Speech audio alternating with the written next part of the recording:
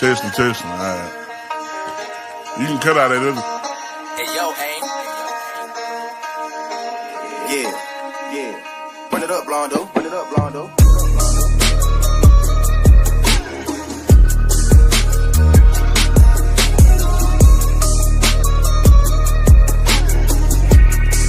Hey, see y'all from Texas, where we sit riding swangers and put diamonds in our neck.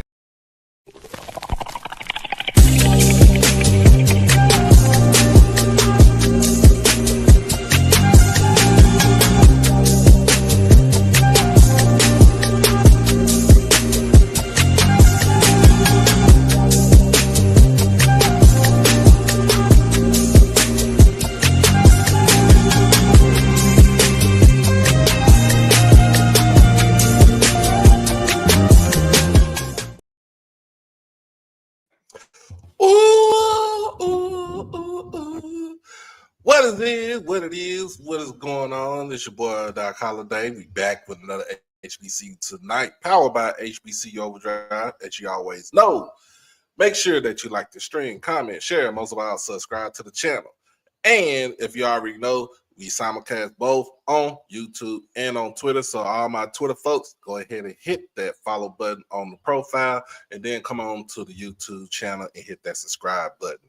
But we are here for a midday,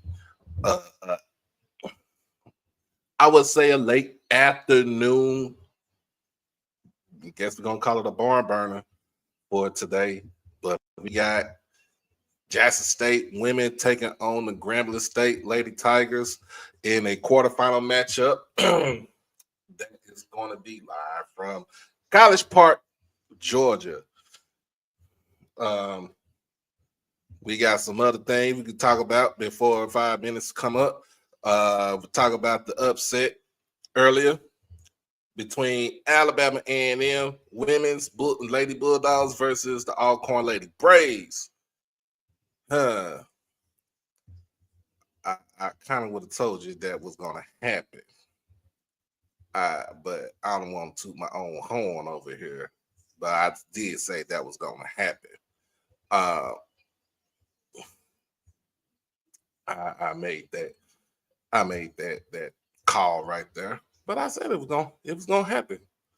That was going to happen. They were not going to get out of the quarterfinal round. She always had trouble getting out of the quarterfinal round, even when she was at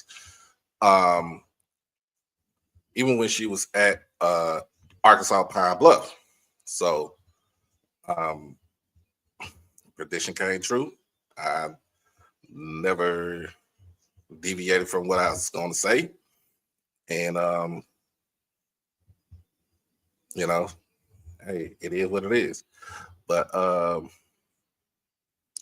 if you hear anything in the background, that's just my TV playing Stephen F. Austin versus Southeast Louisiana. It is the Southland Conference championship game right now in Lake Charles, to be exact.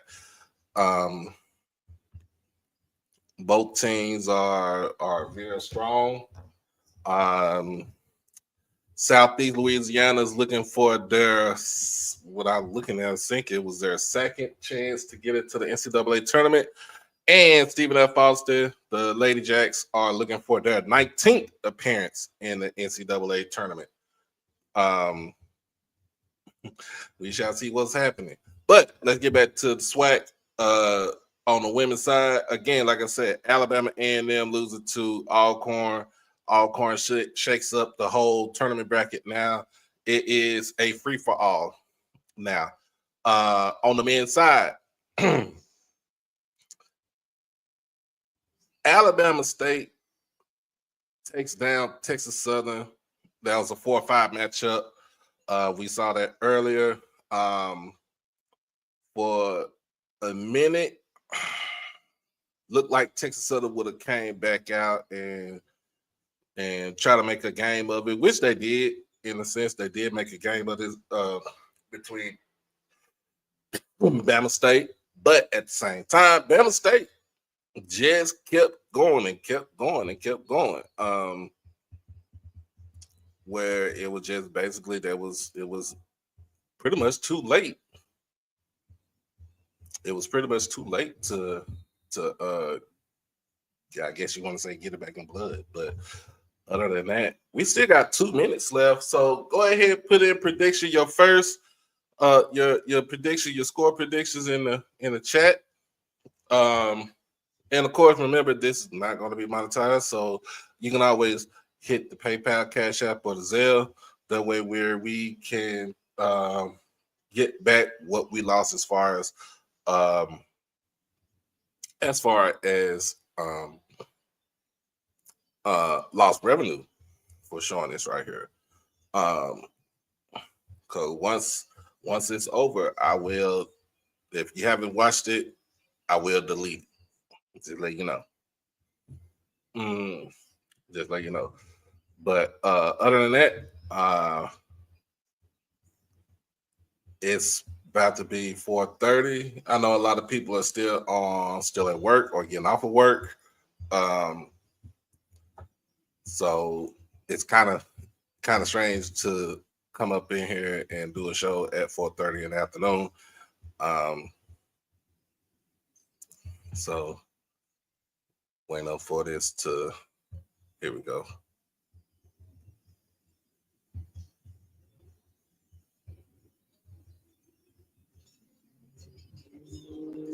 Let me go ahead and get this thing going.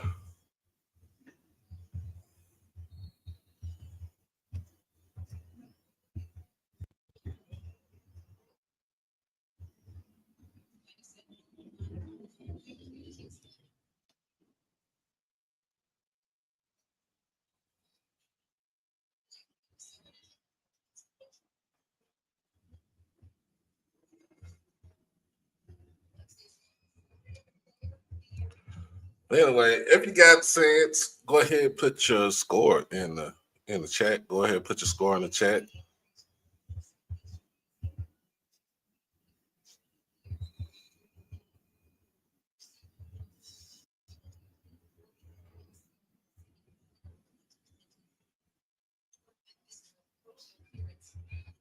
Let me see some. Hopefully it'll start up.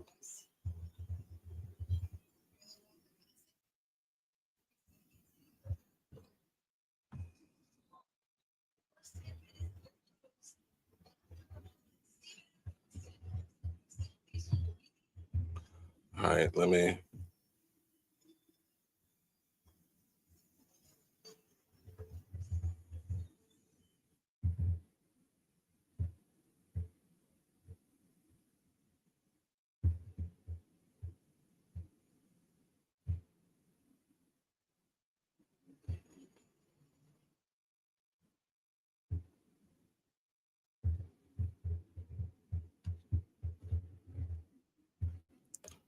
All right, it said the event is starting soon, so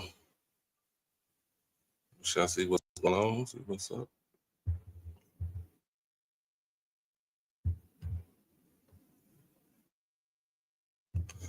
All right, let me see if I can find it on my Hulu channel.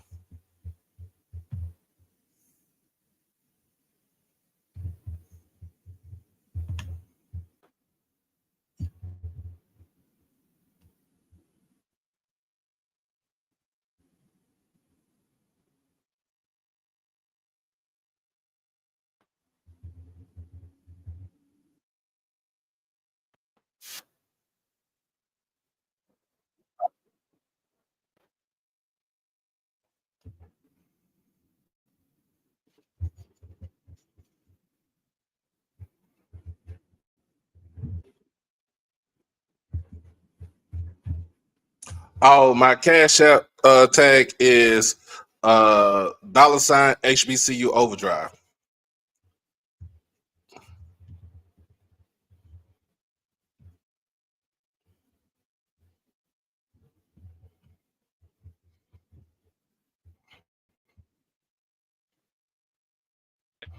Falling earlier to Alcorn State, and so Richards is a coach that has done super well in this league. Massanos 3 is off, and Grambling State will have possession. Something to keep an eye on for Grambling. They like to keep it simple on the offensive end. Coach told us, keep it simple, rice and beans. Appreciate Not you, the Mr. Chipotle Tapper. rice and beans, not the Louisiana rice and beans. She said just cut and dry. Basketball is an easy sport. We just make it harder. Just be efficient is what she's looking for. But on the flip side for defense, they're going to switch up between man and zone and are a pressure team for 40 straight minutes. They average about 67 points per game, but they give up 66. Good look from three. That one's off. Strong rebound by Prien. And somehow, some way, finds a way to keep possession. Freeman trying to go to work. Her second bucket. Yeah, great work down low to get the rebound and kick it back out and find the best shot. As Coach said, keep it simple and be efficient. With that, you're not going to see them try and do too much offensively. Just get the rebounds, do the little things right. Lydia Freeman from right here in Atlanta, Georgia. A big yell came out when she was announced at the beginning of the game. Massenot's three falls.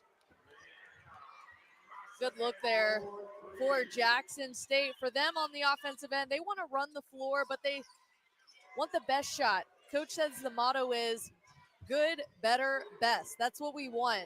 We want the best shot in transition every single time. Leanna Massenot, the best three-point shooter for this team, knocking down 37 on the year coming into today. Tough drive for Prien, and it just scoots out. Talia Dilworth, the player of the year in the conference, quickly up to Cotton. Massenot, another look, and another triple for Leanna. Surprising that they gave her that much room from the three-point line after just hitting one. Good three-point shooting team. They're going to have to be better defending all the way out to the three-point line. Jackson State takes its first lead after Grambling State went on top. Kaya Wormsley, all SWAC accolade holder, sees the ball, find her teammate Freeman. Double comes. Freeman kicks out to Prien. 5 to shoot for Dushine. Dushine Prien swatted by Talia Dilworth. Dilworth played last year at Kentucky State. Now Massenot. 3 triples for Leanna Massenot. A scorching start for the graduate transfer. Man, what a way to enter the tournament and just with an exclamation point with 3 threes. You want to slow a team down early on and make them think about things, drain 3 threes. And Jackson State now on the defensive end, but Grambling's got to be thinking about some things when they take another trip up. Lydia Freeman is fouled down low, but it's been the Leanna Massenot show early on. So much room again from the three-point line. They haven't adjusted just quite yet to her. You see Coach having a conversation with some of her players now, and you'd imagine that won't be the case this trip out. Freeman misses the first free throw. That foul going on Shalance Montoya, her first. Yeah, both Dushine Prien and Sharonica Hartsfield were just standing next to Courtney Simmons while she was knocking those shots down. Probably getting an earful. We cannot allow just those easy 3 balls. Freeman comes out. She has all 5 for Grambling State. So where do the Tigers go for offense?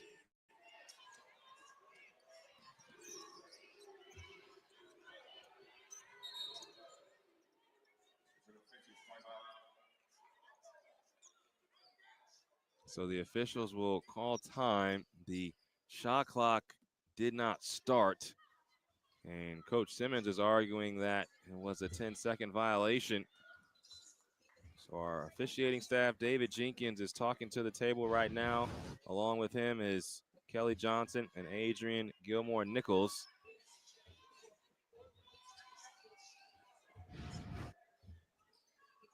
That's probably a break that Grambling could afford too on the defensive end. Get things straightened out, slow it down, get in good position too against this Jackson State team who, to start this one, shooting the lights out from 3. Massenot, she's hit 3 of her first 4.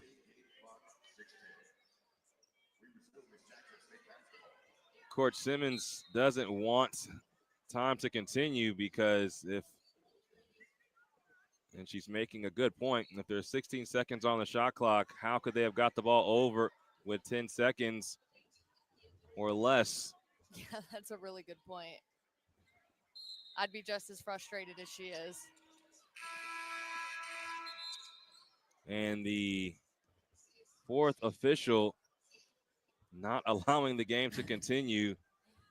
So with Coach Simmons, don't know if she was a lawyer in a past life, but Hey. she's not going to let this go. Look, and this is exactly what a game like this in the SWAC tournament. It's the 4 seed against the 5 seed. Tempers are going to flare. Young groups, 2 head coaches looking to make their mark in the SWAC. They're not going to let anything fly in this one. Well, the verdict is not guilty on the 10-second violation. Talia Dilworth keeps possession. Her jumper falls. And after all of that, the lead grows for Jackson State. Dilworth, such a special player. We'll eventually get it to Ashley to talk more about her. But, man, has she been such a spark on the offensive end for them. And Ashley has more on the SWAC Player of the Year. Yeah, guys, after an extraordinary year at Jackson State, Talia Dilworth has been named SWAC Player of the Year and the Newcomer of the Year. She leads the conference in field goal percentage, free throw attempts, and points per game. Not only did she run the numbers up this season, but she plays with an unwavering tenacity and heart. And if you're a defender, she has been known to make the defense stumble because of her quick first step. She has expanded her range, shooting 45% from the field, and has the ability to light defenses up. And imagine this, she was playing last year at the Division II level at Kentucky State. She lost in the championship game to Miles in the SIAC championship, but this year she's trying to win a SWAC championship. Grambling State battling back as Sharonica Hartsfield gets to the rim. Yeah, for Dilworth, what a get in the transfer portal. She had a game high 30 points in their non-conference slate, but 30 points in a game coming off of Kentucky State. She's come in and just been effective right away. Well, we'll take a break. Jackson State with the slight lead of 2 over Grambling State in our final quarterfinal on the women's side at the Starry SWAC basketball tournament presented by Buick.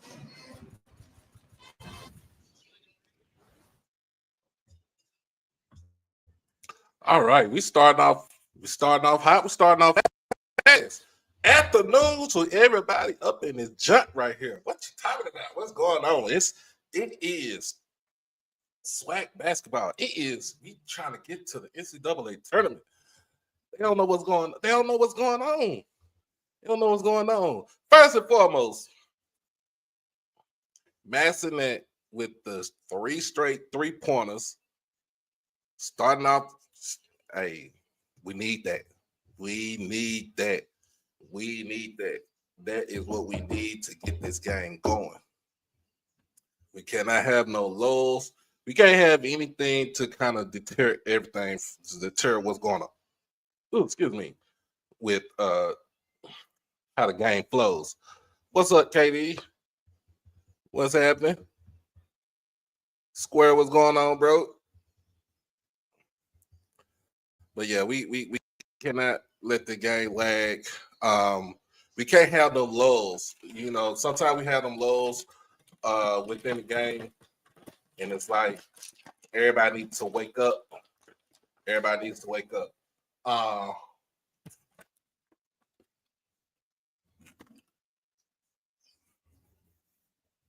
I done finished cooking my dinner for tonight,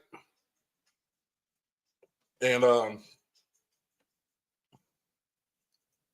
you know, got me some chicken wings and stuff. Hey, I'm about to be eating good tonight. What up, bro? What's going on? Yeah, we don't need to have those scoring droughts. We don't need to have those shooting droughts. We gotta stay on top. We gotta stay on lock. Okay. So for everybody that's watching right now, if you're on Twitter, hit the profile. Go to the profile. Check out the profile. Hit hit the follow button on Twitter, and then come over to the YouTube side and hit that subscribe button. All right, that's how we do it over here. And while I'm watching it, I'm looking for the commercial. I'm looking at the commercial, make sure that everything's good. We should be coming back up now. Hot shooting start for Jackson State in our final quarterfinal on the women's side in the Starry Swag basketball tournament presented by Buick. Leanna Massenat has 3 triples early on, but Grambling State has already battled back, down by just the 2. Yeah, Coach Margaret Richards told us this week that it's very, very important to her to have a good inside-out game, and they've executed that with punching it outside, knocking down those 3 balls, almost like Grambling State wasn't ready for it.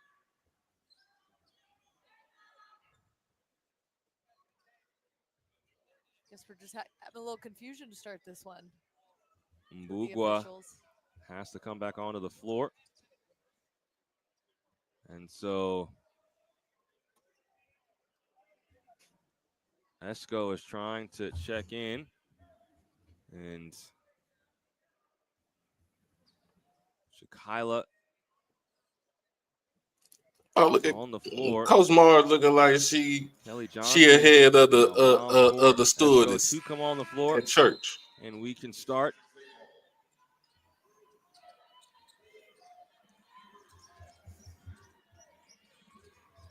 Jalea Cotton under duress by Dushine Prien, and she forces the turnover initially, but Talia Dilworth would not be denied getting it back. Great awareness there from Ariana Mosley, too, to get her head around the ball, try to find it for the steal. And with the shot clock being reset, even though Jackson State never fully lost possession, Coach Simmons is not pleased with how things have been going. Yeah, and to be fair, it's kind of been an unorthodox start in this one, too, with stoppage in time, with officiating and things like that. Also in for the first time is Diaka Baretti.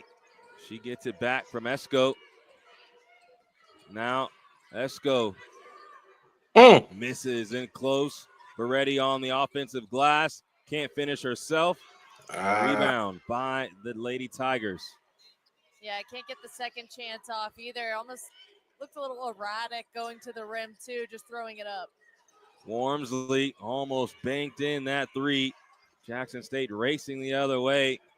Jalea Cotton is closed down, and Dushine Prien is no slouch when it comes to defending. Dilworth pulls up, and the just rolls off. Esco amongst 3 Tigers is fouled and will shoot 2. Another player, her first year at Jackson State, one of the 11 transfers. You see a lot of her using her size to start this one, too, trying to take control of the paint. Last 2 times struggled to score on those last 2 opportunities, but she gets to the free throw line. So Prien picks up another foul. That's her second.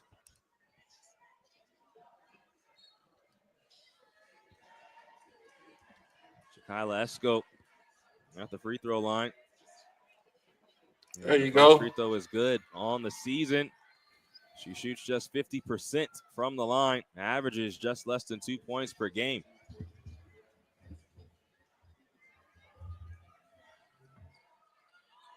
Goes 1 for 2 on this trip. Cotton loses her shoot, and she's slipping all over the place. Yeah, that's just unfortunate for Jalea there. Wormsley, no good from long range, and Jalea Cotton is without a shoot. Still, Lydia Freeman, good catch, can't finish. Wormsley, the floater, no. And Leanna Massenat loses possession off her leg. That gives Jalea Cotton a chance to get her shoe back. Yeah, back and forth pace there. We know that Jackson State is going to want to run the floor. They don't mind the quick shot. Grambling trying to keep pace with them. We see they've started to pick up their pace as well in transition. Grambling State, winners of their last 4 games. And all they can handle early from Jackson State. Wormsley around the screen, can't score it. And that's off of Grambling State. A great defense there, Jackson State. You're going to typically see them in man-to-man. Coach Richards told us she is a man principles coach. She doesn't like to go away from it. She likes everything about it in terms of really just keeping the pressure on everybody on the floor, making sure that they feel them.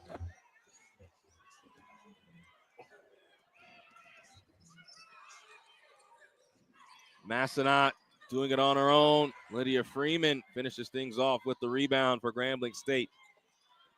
Tigers down by 3. Hartsfield stops on a dime, kicks to Prien, and now Grambling State will run some offense.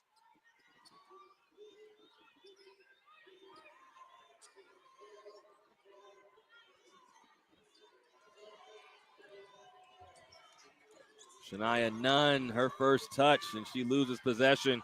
3-on-2. Talia Dilworth is swatted. Nothing there. Nothing allowed by Alyssa Phillip. Great transition defense there from Phillip. You got to be frustrated for Grambling, too. They slowed everything up to try and run an offensive play, and Jackson State with the turnover, but she'll be denied as Phillip is there with the block.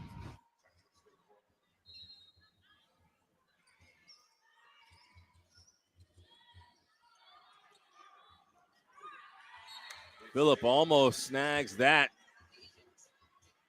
Jackson State will keep possession. Yeah, she's only 6 foot, but man, can she get up. Got a lot of great length, good wingspan as well, and she's using that to her advantage against Jackson State. So Dilworth will come out. Massenat will come back on. She had a hot start. Now Shalance Montoya gives back to Beretti. Bullseye. Diaka Beretti, her first triple of the contest. The 3 ball is back on for Jackson State. Make that 4 now to start this one as they continue to pull away from Grambling, who's had a slower start offensively. 4 of 5 from long range are the Jackson State Tigers. Lydia Freeman fires. Phillip retrieves the offensive rebound. Prien off to Wormsley. The Shreveport native from about 45 minutes away finds Phillip. She can't score it. Ball's tipped around, and Kaya Wormsley gives Grambling a 3rd chance. Again, just great defense there by Jackson State, not letting them in the paint, forcing them to take outside shots. Wormsley's shot rolls off, and she commits the foul. So although it took 4 attempts, Jackson State doesn't give up any points, and it just shows the tenacity that they play with on defense. Yeah, absolutely. It's just those man-to-man principles, and they're so smart about how they shift around as well, keeping an eye on where their help is, and Grambling is just having a hard time trying to get into a rhythm. Grambling has started 4 of 14 from the field, 0 of 4 from long range. Massenat off on that jumper.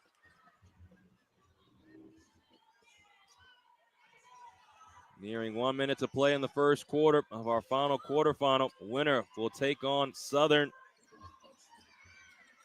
Freeman to Phillip. Now Hartsfield finally stops the drought. We're scoreless for the last 3:30. We're the Tigers.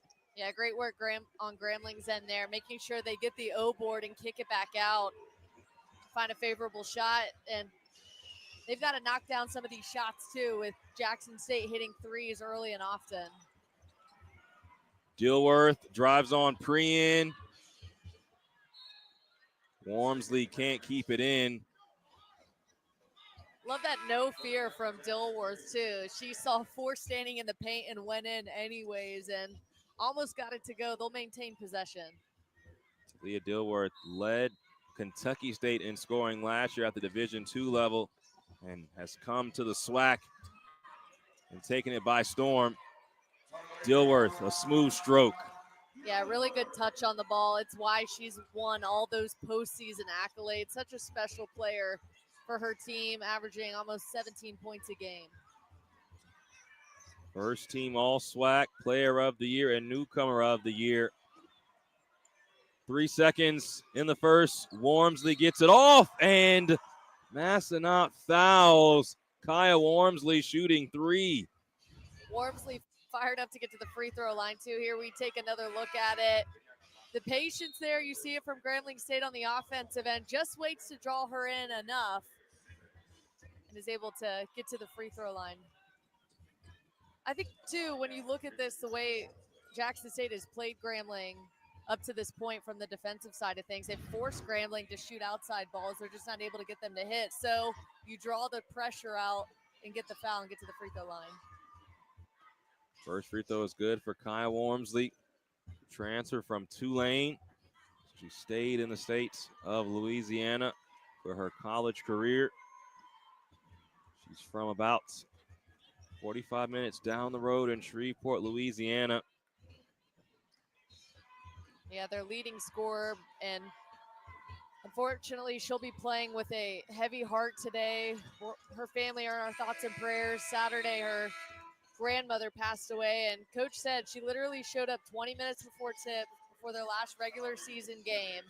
She's fighting through it. She's grieving right now, but she's got her teammates to lean on, and they're trying to pick her up just as she is trying to also lift them to the next round.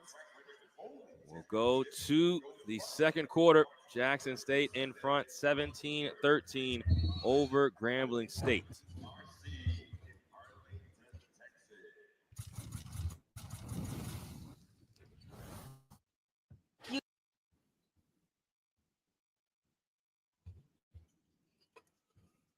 All right. What's up, Jeremiah? What's happening, Miss Mary? What's going on, Miss Hattie? Yeah, we got a good game going on right now. End of the first quarter. Jackson State is up, as always. Like I said, we can't get into these scoring slumps. We cannot get into these shooting slumps. And you have to take care of the ball. What's going on, Ray? What's happening, bro? What's going on, man? Then, yeah, we do got to rebound. We do have to rebound when, we got to crash the boards. That's one thing that we that in the last couple of games we did not do, especially that Valley game, because it seemed like Valley wanted it more than we did. What's going on, Daryl? What's happening? But for right now, it's a good game. Like I said, if you hear anything in the background, that's my TV. I am tuning in to my other school that I went to, Stephen F. Austin. They're playing Southeast Louisiana in the Southland Conference Championship game. Yes, an early line for you to catch. And where was your antennas at last night? No, I was playing. Well, I was talking about Stephen F. Austin, Lady Jacks taking on Southeast Louisiana Lady Lions. This is the Southland Conference Championship. Winner of this game goes to the NCAA tournament. If it's Southeast Louisiana, it will be their second time going to the tournament. And if it's Stephen F. Austin, it will be their 19th time going to the dance. So keep my ear out on that too, and plus I would look, with the head coach for SFA, Coach Leonard Bishop. He has been synonymous in the city of Dallas as far as with girls basketball. So quite frankly, Lincoln High School. But we're gonna get back into it, to the game. Let's go back. Action in the Scary SWAC basketball tournament presented by Buick.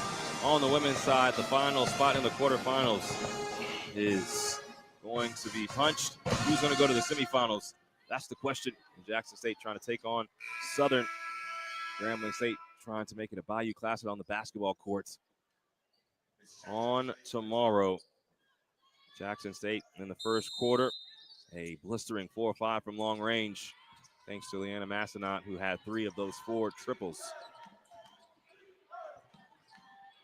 Grambling State has switched their defense.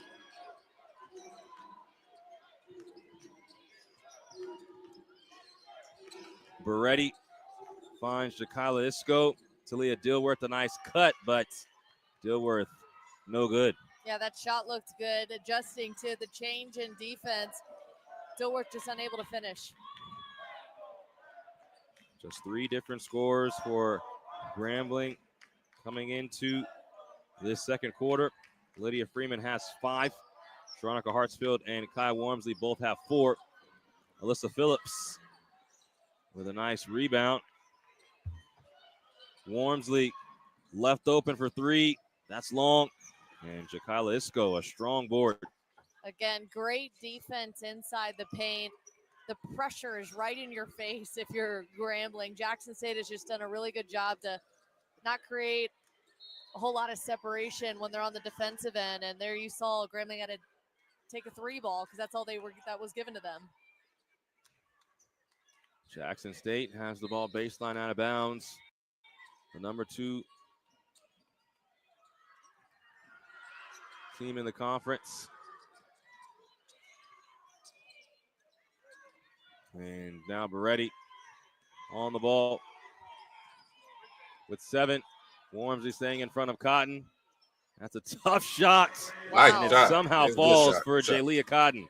That's just staying in there and finishing. Even though she had 2 on her who had their arms wrapped around her, she still found a way to put the shot up and got it to go. First field goal of the day for Cotton. Lead grows to 6. A traveling violation committed by Kai Wormsley. And a chance to add to the lead for Jackson State.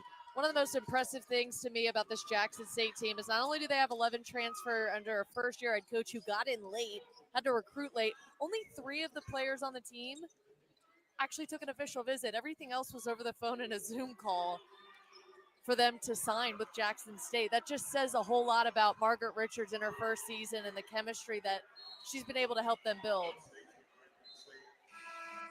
And going tumbling over the cameraman. And Claire Simmons is up and walking. That could have been very dangerous, but Simmons jumps right back up, and Coach Simmons will take her out. Yeah, good to see that she's okay. We've now had 2 players lose shoes and 1 run off the floor and into a cameraman. It's been a pretty fast and furious start Yes. to this first half. Hartsfield rises, and that's going to bounce on the inline.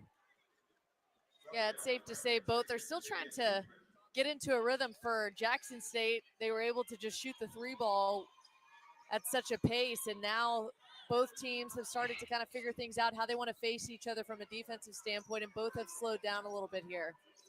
Tierney Kelsey in for the first time. Finds the newcomer of the year in the conference.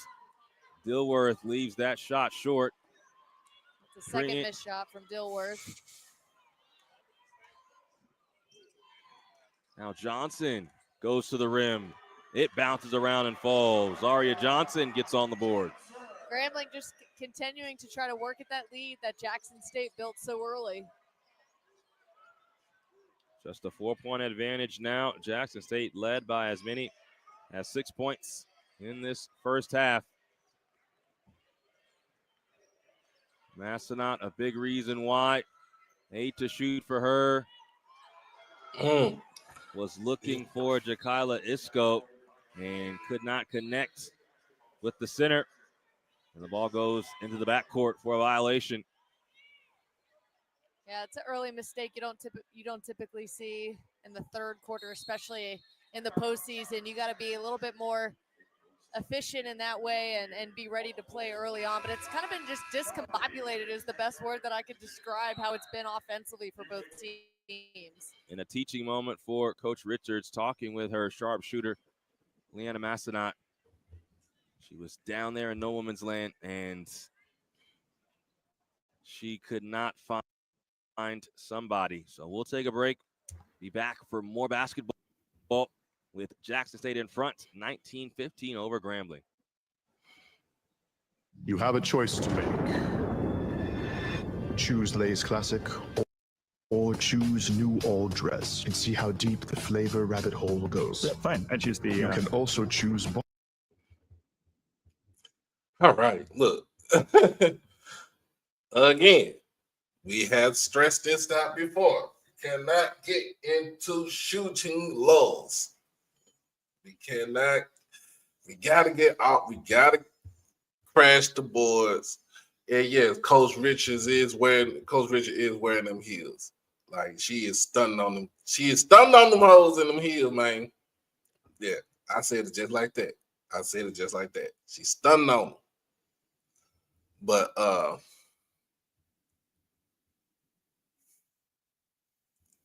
other than that, man, we got to get boards. Looking at here on my ESPN app, Juju Watkins is deserving of the player of the year in all of in all of women's college basketball. She has upped her game this year. And they won the regular season in the Big Ten for the first time. Well, this is their first year in the Big Ten. Got two wins over UCLA, but UCLA did win the Big Ten tournament championship. First team, you got All-Americans first team, Lauren Betts from UCLA, Paige Beckers, as always, from UConn, Hannah Hidalgo from Notre Dame, Anissa Morrow from LSU, and Juju Watkins from USC. That fills out your first team All-Americans right there. Second team is Michaela Blakes from Vanderbilt, Madison Booker from Texas. I think she should have been first team because she had to do a little bit more because I think their point guard was out. Tanaya Latson from Florida State led the league and led the country in scoring at 25 points a game.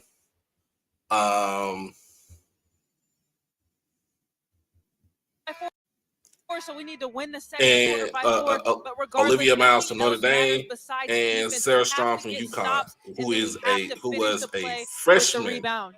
coming in and doing her As thing. a team, Jackson State 4 of 5 from 3 in that first quarter.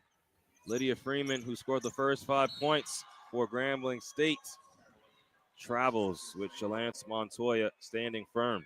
Yeah, and to piggyback off Ashley's point on the defensive end, you look at the percentages from the field, very low from both Grambling and Jackson State to start this. And that's a credit to the pressure that both defenses are putting on these offenses. We've talked about not finding a rhythm yet and that this game is kind of at an awkward pace. It's because both defenses are applying so much pressure in that way. And Coach Richards said she was going to throw the kitchen sink and leave some silverware on the floor against this Grambling State team because of how they defend. Right now, her team is eating. That's left short from distance. Coach Simmons, too, on the other side for Grambling State. She said, we're a blue-collar team. We're going to throw everything at you as well. And so two coaches with similar mindsets on the defensive end, but offensively, they're kind of doing things a little bit differently. So Tierney Kelsey's going to come out. Again, off that long rebound and fast break opportunity that was stifled by Jackson State. Threes up and down. Zaria Johnson now with 5 off the bench. Yeah, and that'll be the first three-pointer made for Grambling. 1 of 6 to start this one, but that pays off in dividends as they now cut into Jackson State lead down by 1. Jackson State won the earlier matchup this season.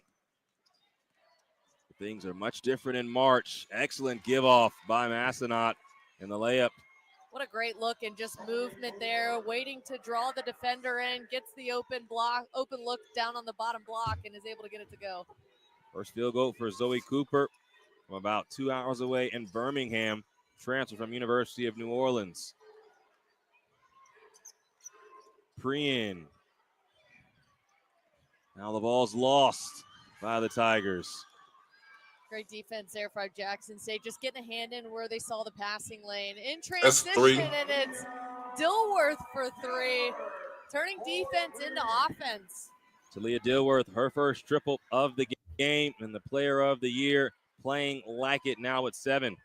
Look how just calm and cool, collected. Bro, she you is, in too. Just Dubai. very keeps her emotions Hey. in check, just playing straight up. Be careful over there, man. Johnson got all the way to the rim. Be Dilworth careful had a over hand there. in there. Jackson State off and running once again. Massenat down low to Cooper, and Lydia Freeman cleans off the second attempt. Ball will scoot out, and Jackson State will have possession. Yeah, and it looked like it might have been on there originally, but if she would have won up here, we'll take another look at it. Just an unfortunate shot up top, hits the bottom of the...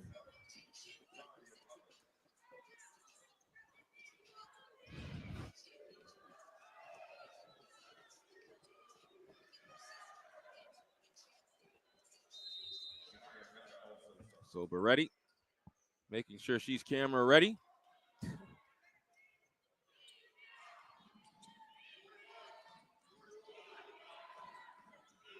Esco has good post position, turns and goes with the offhand, but can't finish. Yeah, unlucky. Unable to get that one to fall. Good positioning, though. Zaria Johnson, no good from long range. On the outlet, Glover is going to be charged with an offensive foul. There we see again that quick transition, trying to turn defense into offense for Jackson State. Catches, drives, draws the charge there, and credit to Grambling State for standing in there and taking that. Dushine Prien, although she's 0 for 2 from the field, she's made a lot of defensive plays already on the evening.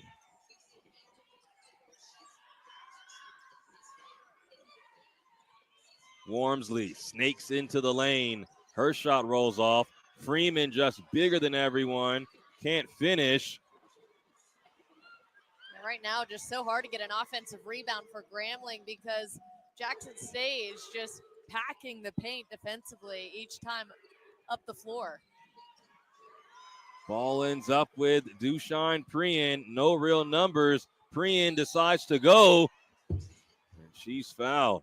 A one-woman fast break. That's probably your best effort, too, because with them clogging up the paint so much, now you got to try and get out in transition and catch them before they're able to get back and defend.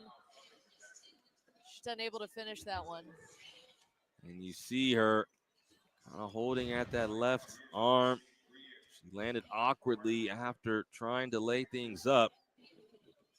But she's going to stay in the game. First free throw falls for Prien. She's from Boynton Beach, Florida. Those got them Sunday Senior best heels on shoots right her there. Free throws at 65%.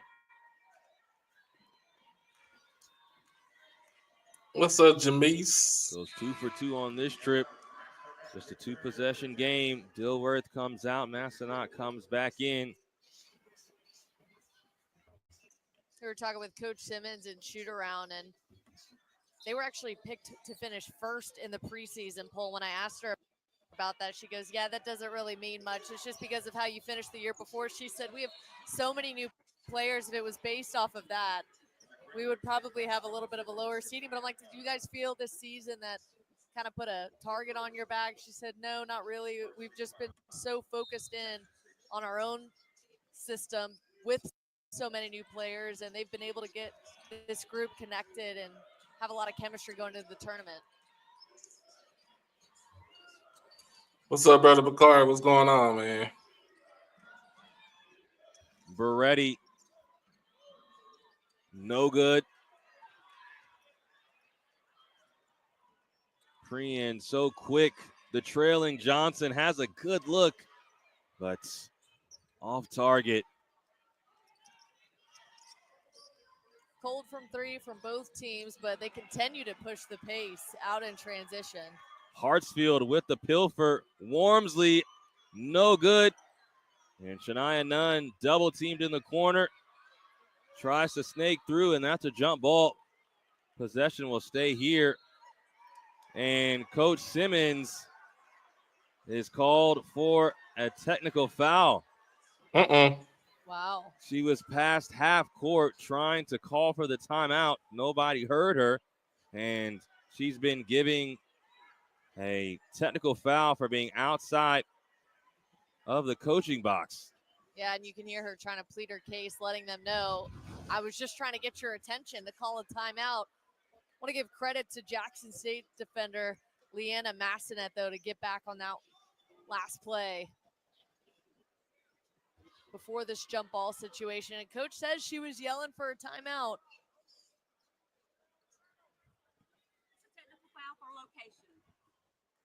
And so the technical foul will stand, and Simmons is not happy about it.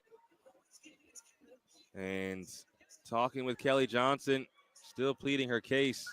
And we can read her lips from here saying, you know me, you know me. Yes. That's not, her goal was not to do anything malicious. Right. But there is a coaching box. There's a line that you can pass. And Coach Simmons was well past that. So Diaka Beretti will shoot the 2 free throws. First one is good. And Coach Simmons giving the stare to Kelly Johnson. Yeah, she's got to be careful, too. Look, it is what it is at this point. She's obviously frustrated, but what you don't want to do is continue on and give the official a reason to call another one, right? So Beretti goes 2 for 2. Jackson State in possession. And Zaria Johnson takes it right from Zoe Cooper. Can't make the layup, though. Massanutt coming the other way. 1-on-2. Oh, my. The Euro step was eccentric from Leanna Massanutt. Great finish there from Massanutt, who has also been clutch from the three-point line. 3 of 4, and then she does that. Has all the tricks, and that's a foul. High hands on Tierney Kelsey. Let's take a look at this one more State time. could use some injection of life at this point. Massanutt provides that spark on the offensive end there, hoping to get them going.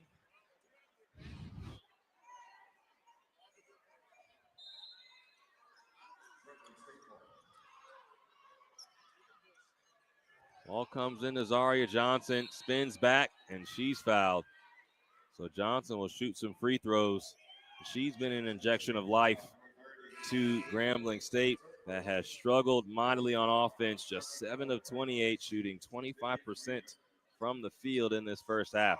Man, and with the way this one is going, Grambling might get a good chunk of their points at the free throw line. They've been there several times now in this one to start. This will be their 8th and 9th.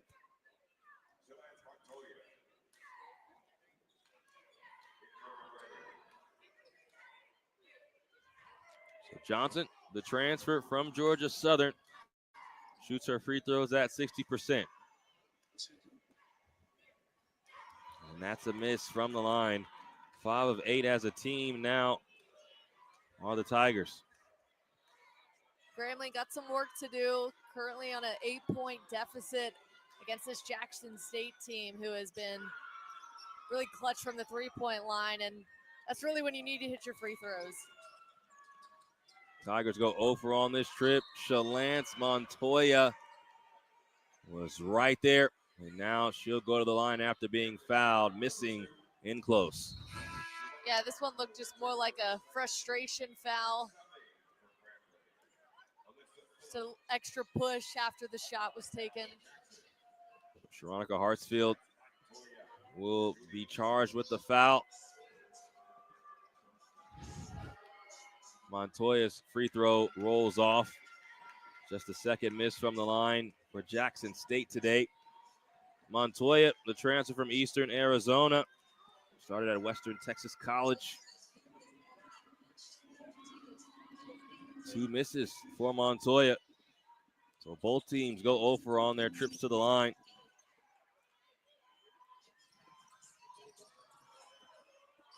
Wormsley, a killer crossover, and her floater rolls off. Alyssa Phillip is fouled by Massanutten. Yeah, a little too much there from Massanutten. I mean, their defense has just been swarming all over Grambling to start this one. Shot doesn't fall, goes to get the rebound, and there you see just the reach over called. So with that being the second personal foul, you expect for the first half to be done for Leanna Massanutten, especially with how she's been so integral for the offense on the day. And another free throw miss for Grambling State. Alyssa Phillip sees her shot spit out. Yeah, it's great if you're Grambling too. Now try to push the pace a little bit with Massanutten, who's now going to the bench, who has been great on defense too. Back-to-back empty trips from the line for the Grambling State Tigers. And the lead sits at 8 for Jackson State. Lydia Freeman, last line of defense. Wormsley into Prien. And a traveling violation going on Dushan Prien. Freeman is every bit of 6'5", standing underneath. After the block, Grambling in transition, gets it to fall. Well, Talia Dilworth doing it on the defensive end. And Prien picks up the foul. So for her, that is her second foul.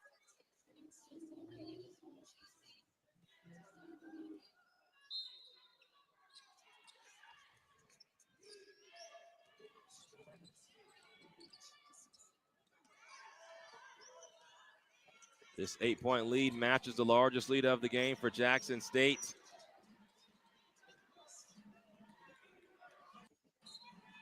Jayleah Cotton, a 2 on the day, goes by Hartsfield, but Hartsfield gets back into the play, forces the air ball.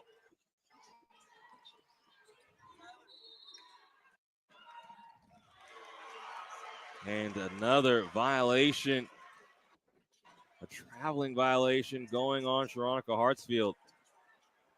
Yeah, Grambling just can't get out of their own way on the offensive end right now.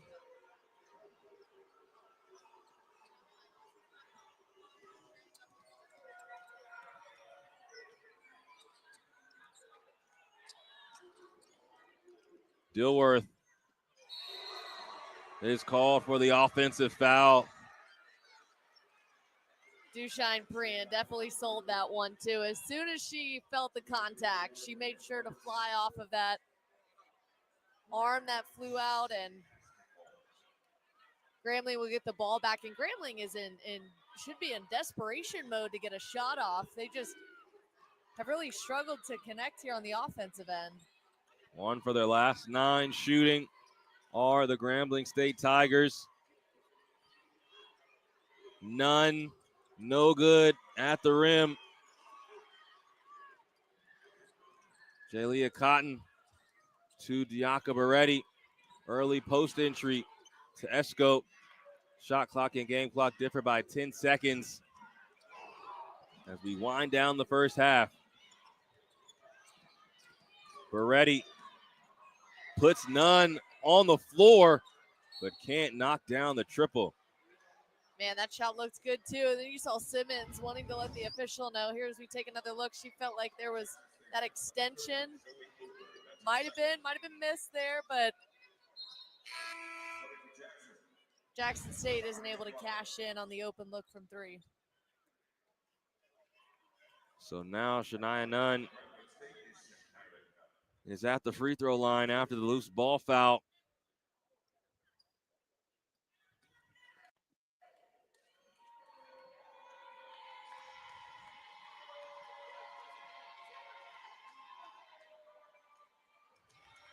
And that's now 5 straight missed free throws for Grambling State. Yeah, Grambling, 5 of 12 now from the free throw line. Have to be frustrated. And now, man, they really are struggling, whether it's in the paint or at the free throw line. Cotton sends to Beretti. Yes, ma'am. 4 seconds remaining. Hartsfield from near midcourt cannot bank it in. And after missing 6 free throws, the Tigers give up the triple at the end of the half, and the lead balloons to 11 for Jackson State. Clutch 3-point shooting from Peretti in the first half here for Jackson State. So Diaca Beretti with 3 triples in the first half, and Coach Richards is standing by with our Ashley Jones. Coach, you hold Grambling to 23% from the field in that first half. What did you like from your defense? I really like that we getting stops and we packing the paint. I spent all this week talking about defense because I haven't been happy with our defense. We've been giving up 65 points the last 6 games. So I told them, tonight is going to be about defense and rebounding the basketball. If you want to win and you want to advance, you have to play defense and rebound the basketball. What are you telling the team in the locker room to finish this thing off and get it done in the second half? We gotta execute better on the offensive end.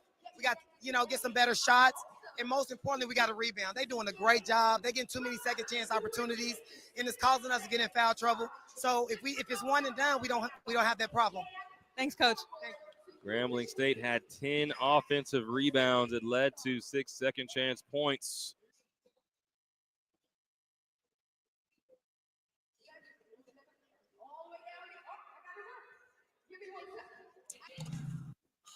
All right. So y'all see the queen. Y'all see the queen out there. She let it be known that she ain't happy with this shit. She ain't happy with it. And we need to get that shit, we need to get our shit together. Now. All right, man. Look, we got both coaches are beautiful. Yes, they are. I'm gonna have to say both of them because Coach Simmons is gorgeous too. But let's get it to these stats right here. Let's see where we at. Let's get into these stats.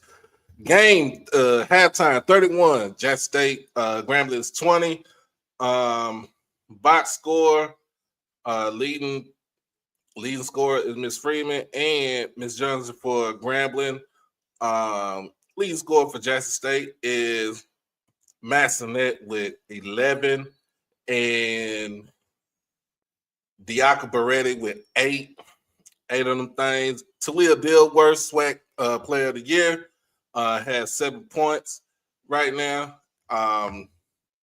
This game can go either way, but let's go ahead and get to the team stats.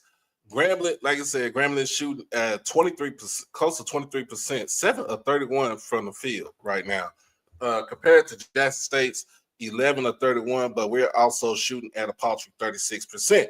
3-point shots.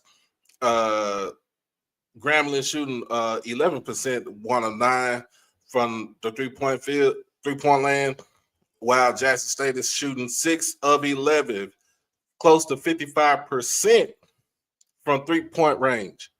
What up, man? How can you watch the game? You watch it right here, bro. Watch it right here. Both teams are not doing good in a free throw category. Other than that, hold on 1 second.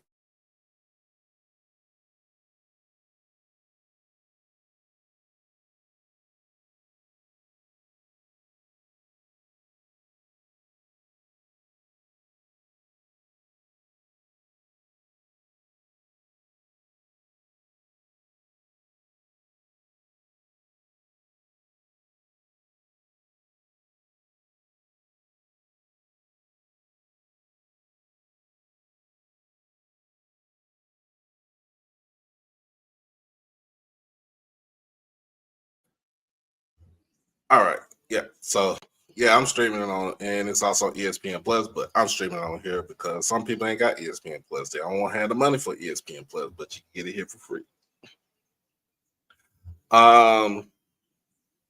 Jackson State shooting 50% from the free throw line, compared to the 39% that Grambling is shooting.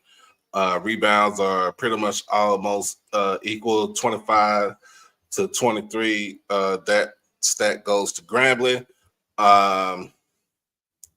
We had to get better on the offensive board. We only got 6 offensive rebounds to Grambling's 10. We had 7 assists to their 4. We're even out at 4 steals. Grambling also has 2 blocks to our 0, 9 turnovers to our 8, but we got 11 points off of those 9 turnovers from Grambling. Fast break points, 4 for Grambling, 5 for Jackson State. Points in the paint belongs to Grambling, 8-6. Fouls belongs to Jackson State, 9-5.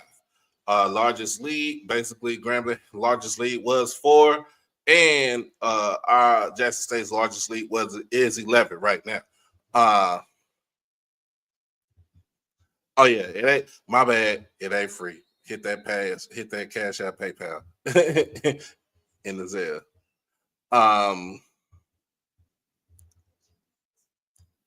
But yeah, other than that, man, that is what's going on. Like I said, we had some other upsets earlier today.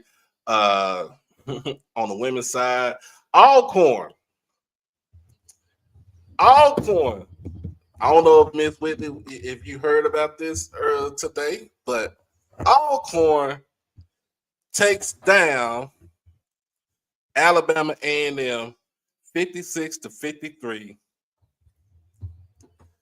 Again, this has been an Achilles heel for a Don Thornton-led team that they cannot get out of the quarterfinals.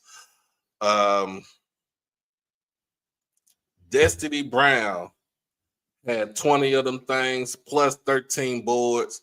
So she was a double-double and 3 assists. So she filling out the stat sheet today for Alcorn. She was the team today. Lauren Pendleton had 17 points for A&M. Alicia Wilson was the lead rebounder for the team with 8, and the lead assist getter was Jaya Harris-Smith with 6 assists.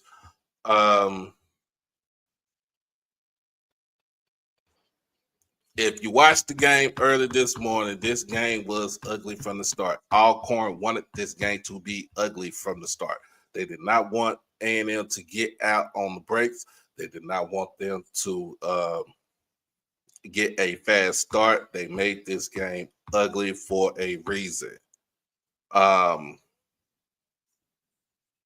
Another thing they couldn't do, A&M couldn't do, is they were horrible from the 3-point range.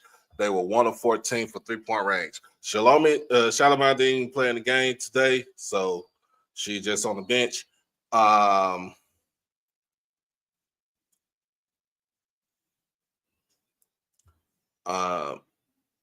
Alcorn dominated on the boards, 40-29. Like I said, that game, if you watched the game this morning, they wanted to make this game ugly from the get-go. They wanted to make it ugly from the get-go.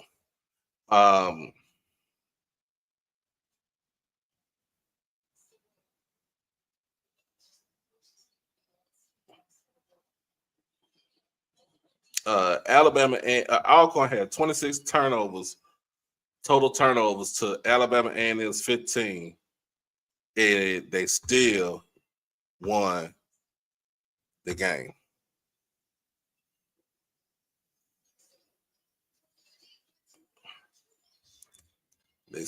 Alcorn still won the game.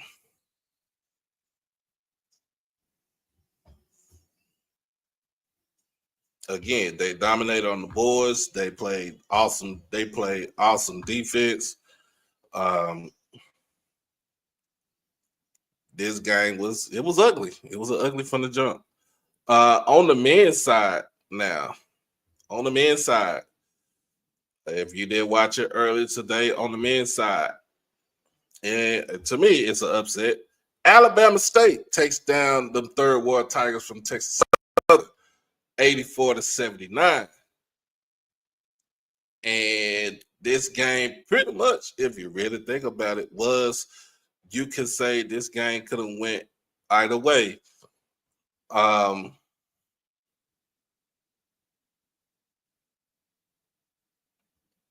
The thing that kept Alabama State in this game was shooting the three. 14 for 29 from 3-point range. 14 offensive rebounds. Basically, they were pretty much getting everything that what they were shooting, they were rebounding.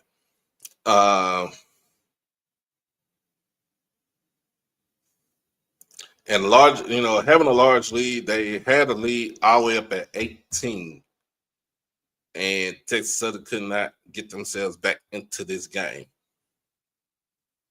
They got the game close to like 3, if I'm not mistaken. But Alabama State pretty much basically kept the game alive. Now, what does this mean? Tomorrow, it's Grambling versus Alabama State at 1 p.m. tomorrow. Then this evening in the nightcap for the tournament, you have Bethune-Cookman taking on Alcorn. Winner from this game takes on Jackson State in the semifinals on Friday. If you really think about this, out of Jackson State, out of Southern losing in this game, and Texas Southern losing this game, they're losing in the tournament too, this puts Jackson State in the driver's seat on the men's side to be able to win the conference championship. So we shall see.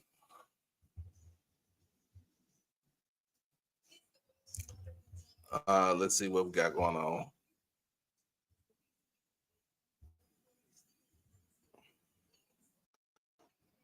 Me, Ashley Jones on our sidelines, and this half was owned by the three-point shooting of Jackson State. They knocked down 6 3-pointers overall, and Brooke, their defense was excellent as well. Yeah, their defense is leading to offense. So many turnovers. They have 11 points off of turnovers, and you see Grambling is really having fits with Jackson State's constant pressure. Now, Jackson State has gotten themselves into a little bit of trouble with allowing a ton of second chance opportunities for Grambling. You're seeing some of the fouls pick up. They've got to do a better job of grabbing that first rebound and getting out in transition. Yeah, Grambling State as a team likes to play in transition, and they struggle shooting the basketball on both fronts. They were 1 for 9 shooting from long range and shot less than 25% from the field. And so they are going to be really, honestly, lucky that they're down by just the 11 points right now. And there's a lot of things that they're going to be looking to do in this second half. Yeah, really low-scoring affairs from the field on both sides. Jackson State should continue to try and shoot the three since it is on for them as they start the SWAC tournament. 2 very young groups trying to figure it out. And I think you're seeing some of that. 2 young coaches, one in her first year, the other in her second year, with a ton of brand new players. We'll see if it looks like there's a little bit more rhythm in the second half from both of these squads. And for Jackson State, leading scorers, Leanna Mastinot had 11 points overall, and Bianca Moretti had 8 points off the bench. The player of the year in the conference, Aaliyah Dilworth, had 7 for Grambling State. 5 from Zaria Johnson off the bench, 5 for Lydia Freeman, but she had the first 5 of the game, has not scored since the first 2 minutes of the contest. So we'll take one more break. Be back for the second half between Jackson State and Grambling State here on ESPN.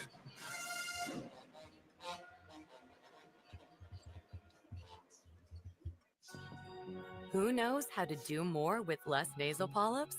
Nose is no, thanks to Dupixent, the add-on treat. I want to hear the bone play. I just want to hear the bone play. That's it.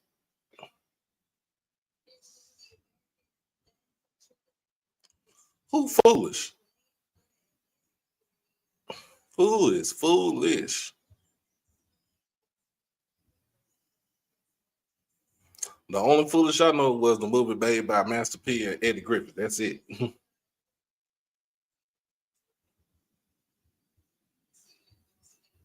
But make sure if you want to hit that Cash App, PayPal, Zelle. Just let you know this ain't for free. Whatever you can. This is going to be, this stream is not going to be monetized, so we just try to get back whatever we don't have. We don't make for monetization. So just let you know, y'all already know how we do. But while we do that, let me go ahead and hit that good old commercial break. Be right back. It's your boy Doc Holiday. Become a subscriber on HBCU Overdrive on YouTube, and you can follow me on all social media platforms at HBCU_Overdrive on Twitter and Instagram. You can catch me on TikTok at Holiday1925 and on Facebook under my real name, David E. Smith Douglas. Also, when you become an exclusive family member, you get all the membership perks. You get all the exclusive members only videos, early access to new videos, member shoutouts, and members only live chats. And also, you can get birthday shoutouts on here and win member when you become a subscriber. You can also hit the donation to the Cash App at HBCU Overdrive. You can hit the PayPal, David Smith 1925, and you can hit the Zelle, David E. Smith 30 at gmail.com. Remember, all proceeds go towards the channel, not the pocket. All right. So yeah, Miss Natasha, everybody's pep band is there. I think the conference pays for the band and the cheerleaders and the team to be there. So that's the reason why we got the pep bands there. Even Valley pep band was there. Just let you know. Now they went back home. Back to itty bitty. Let's get back to the game, y'all. Second half is going underway. Now looking to make it to another semifinal.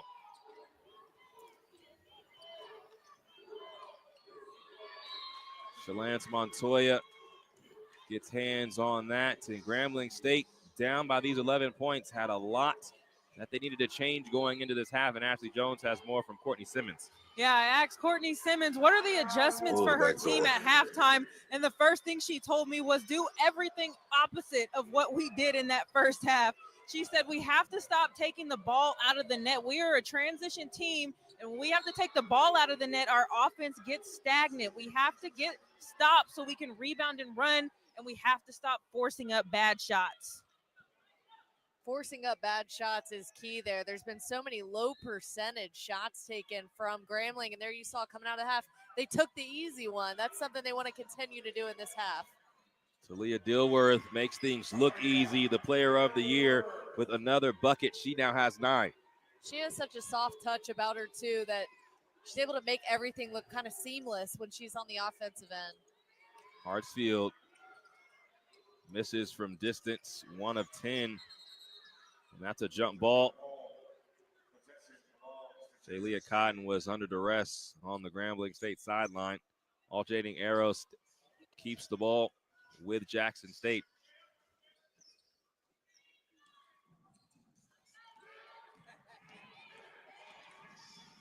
Jackson State winners of 2 of their last 3 games coming into this tournament, but they lost to Mississippi Valley State, their rival, in the season finale. Ball drops to Dushine Prien, 2-on-1.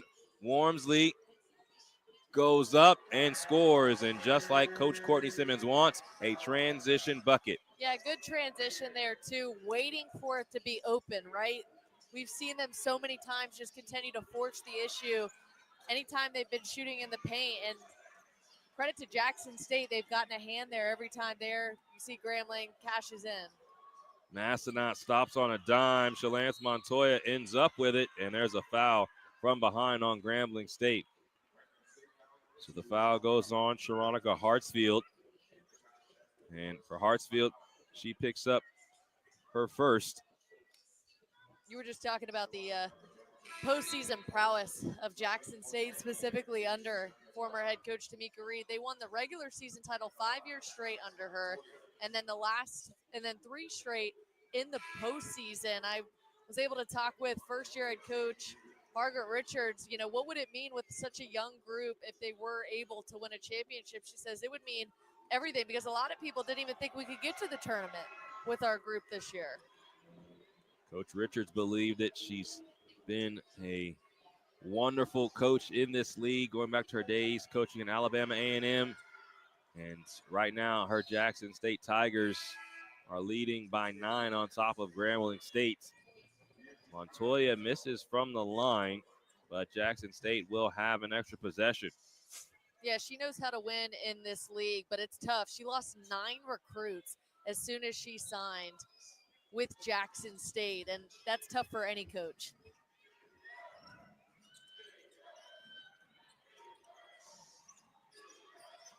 Massenat lost the ball, and then Hartsfield is fouled. Yeah, just a little mental lapse there in the initial pass, and then trying to fight for it, and gets the foul. That foul goes on to Leah Dilworth. That's her second.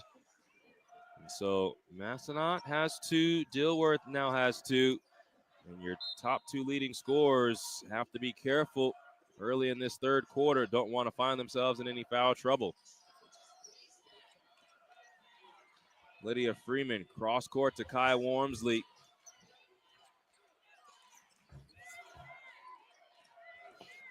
Wormsley trying to get by Dilworth. Finds Hartsfield. Gives back to Lydia Freeman, but she can't dig it out. And it's going to stay here with Grambling State. 5 seconds to shoot. Again, it's that Jackson State defense. Anytime you saw Grambling, they were able to dump a pass off, try to find an open player in 2 seconds. They've got somebody in their face with pressure. That's just a credit to Jackson State's defense. Wormsley stops, pops, and scores. Wormsley trying to warm up this offense that just needs some life here in this game. She could be that clutch shooter for Grambling if she wants to be in this game. Wormsley averages just less than 14 a game, now has 10 after that make. Beretti, no. Grambling State can't grab the defensive rebound. Sharonica Hartsfield was standing on the inline.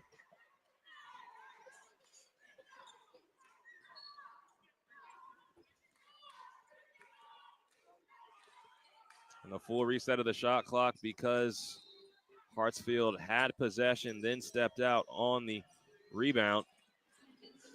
Ball tipped out by Lydia Freeman.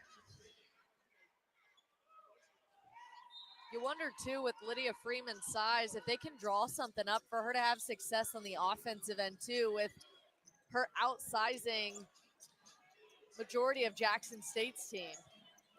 Massenat, the lefty, gets to the rim on the right side. Lydia Freeman stands about 4 inches taller than the tallest Jackson State player, too. An ill-advised shot by Shania Nunn. By Leanna Massenat with 13.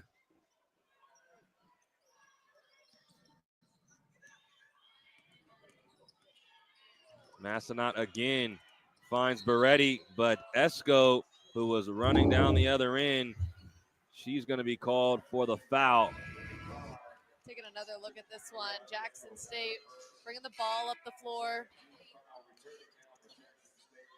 Yeah, just that left arm hit a little too, almost after the play too, after the pass, and she gets called for that. Not necessarily intentional, but it was there.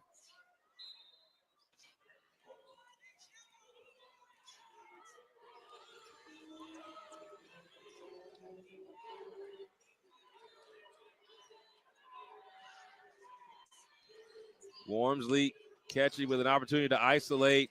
Cotton playing good defense and takes it right from Wormsley. Yeah, you saw 4 Jackson State players back in the paint once again, and Wormsley trying to find a way through them and just can't.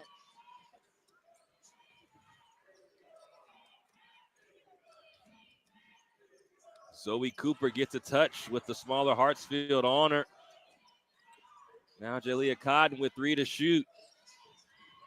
Beretti has to fire and didn't even have a clean catch as she took that shot. Grambling State with a good defensive possession. Yeah, that shot didn't look like it had much of a chance. Ball coming off of her hands there. More of a desperation throw as the shot clock was winding down. I'm curious to see if Grambling State tries to do some things a little differently too on the offensive end. Maybe a little more inside-out game to try to just pull apart this Jackson State defense that just stays so compact in the paint.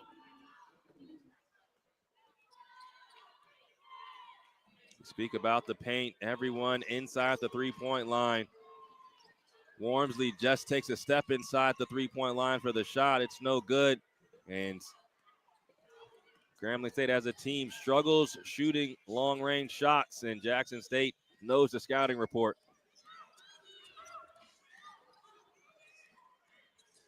Kelsey hits the rim on the pass, but Talia Dilworth, a steal from behind and a reset for Jackson State.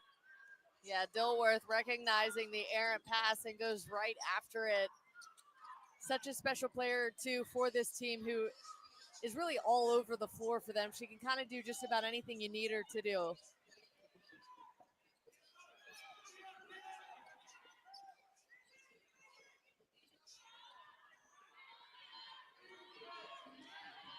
Tierney Kelsey has her heels on the outer circle of the lane. And Bianca Beretti with the steal. Beretti left the layup short. And that foul is going to go on Beretti. Wow. Another great defensive performance there from Jackson State. Beretti had wide open floor to her.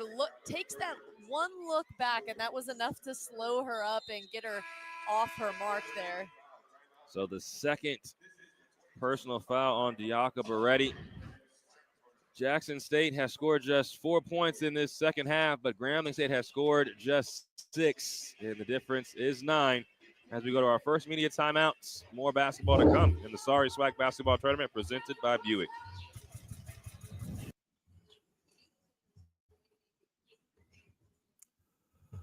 All right.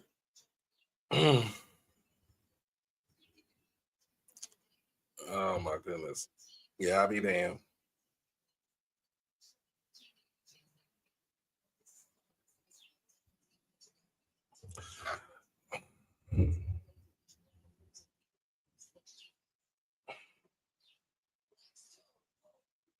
Oh my goodness.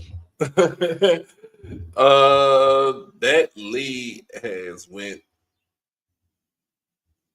That lead is only down by. We only up by 9.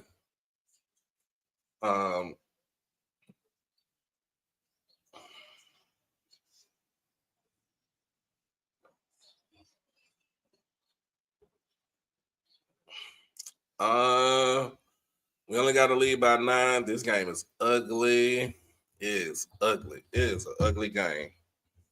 We're going to advance. We got to make shots. We have to make shots. We have to make shots. Got to make shots. Got to make the layups. We got to crash the boards.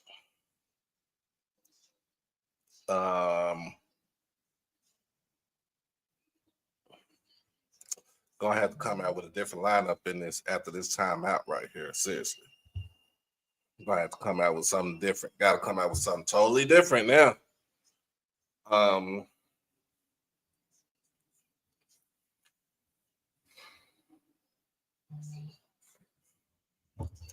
And something totally different.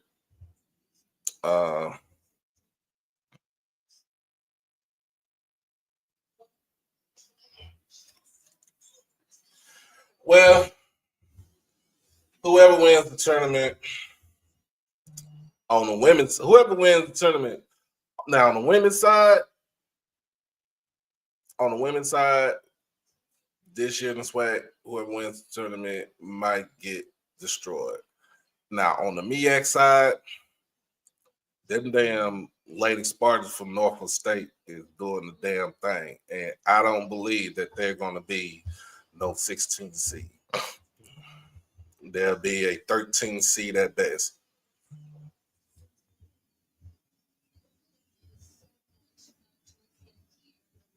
And Brooke, for Jackson State, they hold the lead and they're just packing the paint. There's nowhere for Grambling State to drive to start their offense. Yeah, they're almost daring Grambling to shoot from beyond the arc, but even the mid-range shots, as we've seen as of late, are not falling for them. Grambling has to draw something up to break apart that Jackson State defense. Turn the ball over. That's the 13th turnover for Grambling. Nothing in transition, so Jackson State decides to back it out. And the Tigers have 11 points off turnovers, trying to add to that. Glover cannot. Long rebound taken in by Grambling State.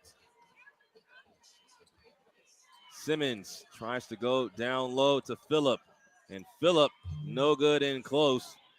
Offensive rebound brought down by Wormsley. And Courtney Simmons gets a timeout off. And so with that timeout, we'll see if it's going to be pushed to a full. Right now, it is. So with 4:05 remaining, we're going to stay here and kind of talk through this offensive situation for Grambling State, right? So 1 of 11 from long range.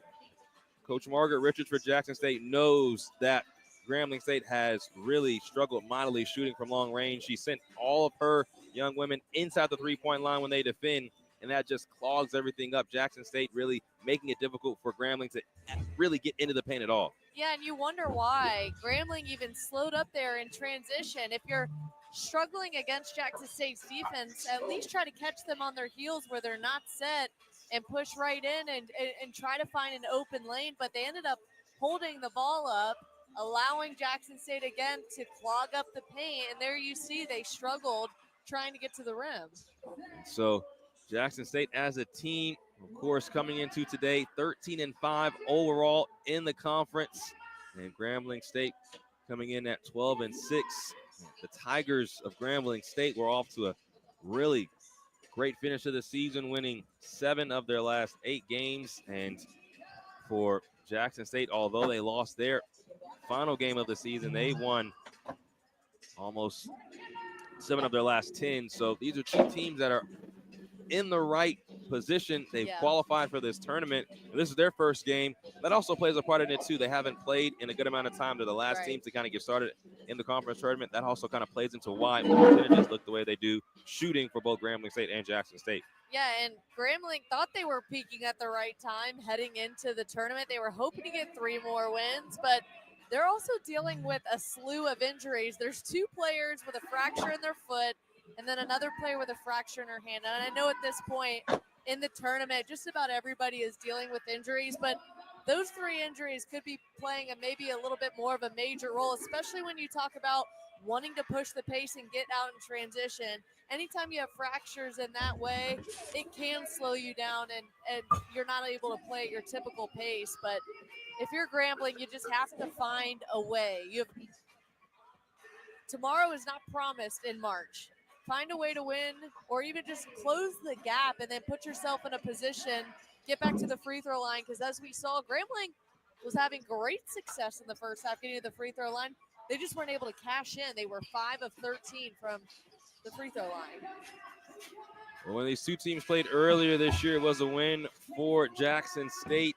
Diaka Beretti had 26 off the bench for the Tigers. Talia Dilworth had 16 for Jackson State. And for Grambling, Dushine Crean was the leading scorer with 11. You look at the numbers today for Grambling State and Jackson State. Crean has just the 2 on taking 2 shots. And it's been the Leanna Massonet and Talia Dilworth show 13 points for Massonet and 9 for Dilworth. 4:03 remaining in the third quarter. Lydia Freeman, who had the first 5 points of the game, gives back to Prien. A tough attempt. Freeman trying to track down the offensive rebound. She cannot. Another misfire from in close. Now just 10 made field goals on the day for Grambling State, shooting less than 26% from the field. I mean, if you're Grambling, you can't stop shooting, right? But at some point, you have to recognize that that shot is just not going to be on against Jackson State.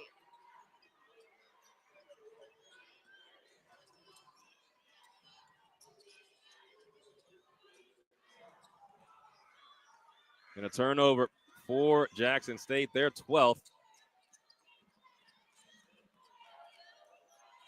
Lydia Freeman can't snag that floating pass. Back-to-back turnovers for Grambling State. We'll see if Cotton can handle the offense and run it a little bit better. Margaret Richards was coming unglued on the sideline after their last trip up the floor.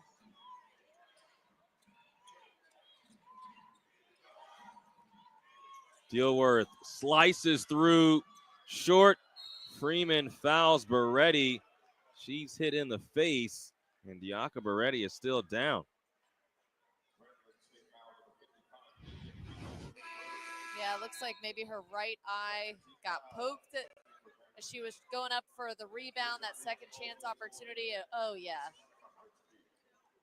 Yep, smacked kind of right in the face there, and that's how she's getting to the free throw line now after Freeman kind of swatted down in her face.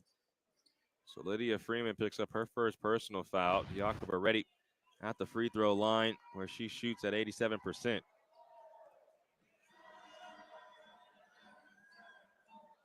First free throw is good for Beretti. She is from Toronto, Canada. She scored 26 points last month. She's been on a tear at 26 points coming against Grambling State. 2 free throws fall for Beretti. Lead back up to 11 for Jackson State. It was an 11-point lead at half. Wormsley tries to uncork one from distance, and it falls. Man, it's been a long drought for Grambling, specifically on the offensive end. They finally get one to fall. Can they keep the momentum going? Grambling State trying to dig this one out. The Tigers do. Phillip, the floater, yes. And those 5 points must feel amazing for Grambling State. Yeah, look, how much of a change that brings about the energy in the room. Now as the Grambling men's basketball team has now entered and is cheering them on. So what was an 11-point game is now down to 2 possessions after Grambling gets back into that mode. They want to move the ball, they want to force turnovers, and they want to score in transition. All of those things happening in quick succession, and they are right back in this game. And yeah, it's not out of reach because even though Grambling has gone on this slate of not scoring, Jackson State hasn't necessarily kept their foot on the gas in terms of the three-point shooting. We know that they can get it going, specifically with Diaka Beretti. She had 7 made threes against Alabama State, and she had 26 points last time against Grambling. She's somebody who can get hot for the Tigers.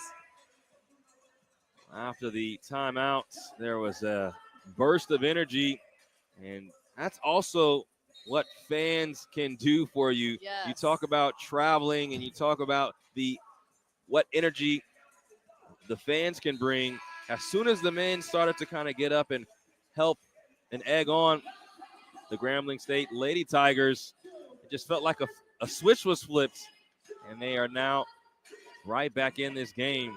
Yeah, the energy has definitely been ratcheted up. I've talked with a couple of coaches specifically about the fans and how the SWAC teams do such a good job of traveling and supporting their teams anywhere they go.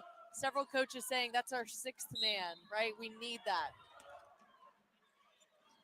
Ball comes into Jaylia Cotton as we move to 2 minutes to play in the third quarter. Jackson State has won 3 of the last 4 SWAC tournaments. Beretti, good look from distance. No good on the shot. Hartsfield racing forward. Gives it up to Aaliyah Phillip. Great effort there by Hartsfield, too, to pull down that board and get on the other end. Wormsley slices and was looking for Alyssa Phillip, and it was there. Yeah, that's unfortunate, too, because it was on, but she just wasn't ready for the pass just yet.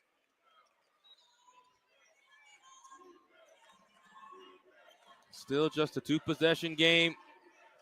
No token pressure. And Jackson State has been scoreless over the last couple of minutes. They're shooting 1 for their last 10. Talia Dilworth to Jalea Cotton. And she has it ripped. And Grambling done a great job of finding that help defense with these turnovers. Excellent give and go. And what a turnaround as Ariana Mosley finishes that in transition. Anything can happen in March. You just need that one little spark to get things going offensively. And now they've kind of caught Jackson State on their heels as they've double teamed specifically their shooters too, and they've struggled with that. Mbugwa misses from in close. Wormsley from 3. Bullseye! Kaya Wormsley, her second triple, and Grambling State is down by just 1. Right on time for Grambling. They are on a tear right now on the offensive end, which we didn't know if we would see, to be quite honest with you. It seems stale. They weren't able to figure things out, but it just takes a couple of buckets to go in to spark something. A 9-0 run for Grambling State right now. Mbungwa closes down that run and quiets the crowd at the end of the quarter. Grambling State down by just 3 after Kaya Wormsley came alive in this quarter. She finishes with 16 total points, leading all scores, and we're off to the 4th, and we have a ball game in this final quarterfinal in the Starry SWAC tournament presented by Buick.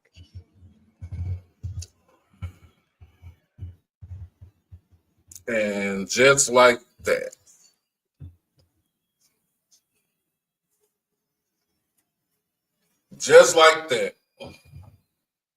they go on the barrage. They go on the barrage. That was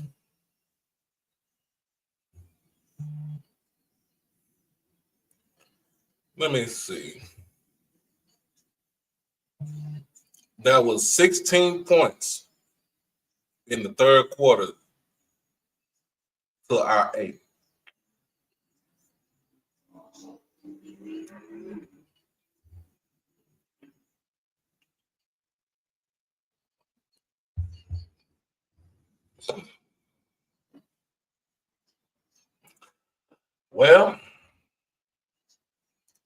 Well,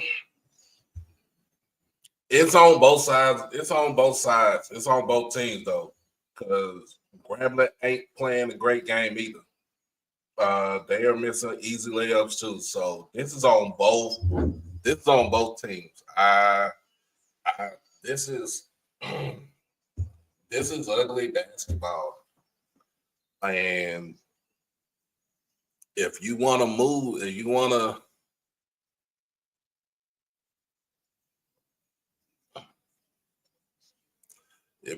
advance, you gotta come with it. If you want to advance in this tournament, you gotta come with it. You want to go home. You heard what Mo said last night. Let them know checkout time at 11. If you wanna be one of them teams where checkout time is at 11 tonight or tomorrow, you might want to get your head in the game. You got to make shots. You got to, and I think this is another thing. We got to come out with a different lineup. I'm sorry, not Massanet, but Montoya or we got to come out with a quicker lineup. And we got to come out of trying to pack the paint. And now we got to get on to these three-point shooters. Let's get back to it, y'all.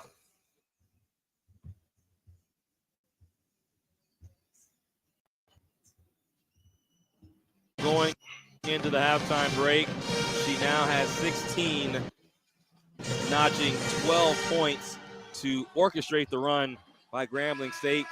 And Jackson State leads by just 3 as we start the fourth quarter. James Hadnot here with you, Brooke Kirchhoffer with me. And after Jackson State has given up the lead, Coach Margaret Richards had something to say, and Ashley Jones can tell you what she did.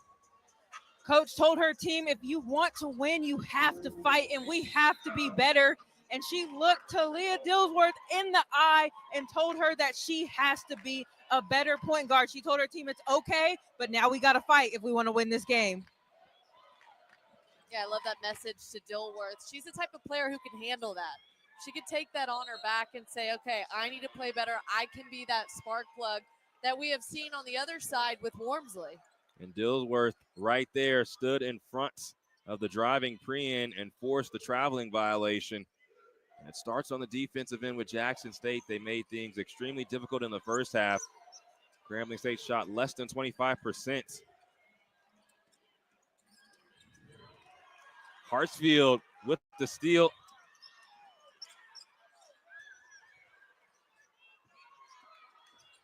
Wormsley thought about a deep three.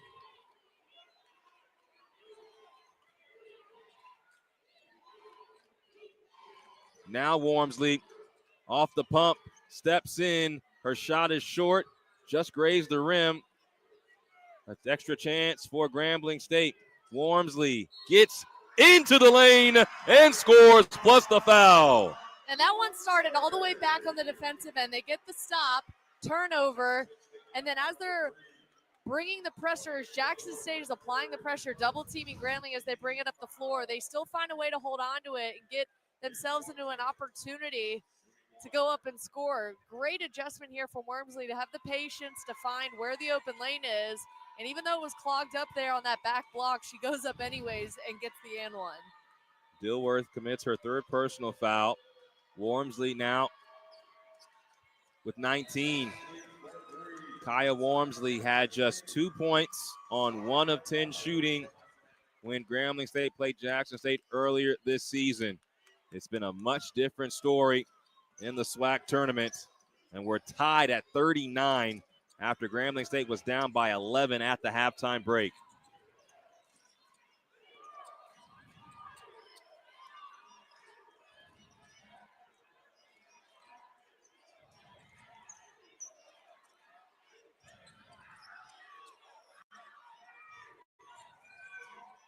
Cotton with 5, left alone, long rebound. Beretti's first to the floor.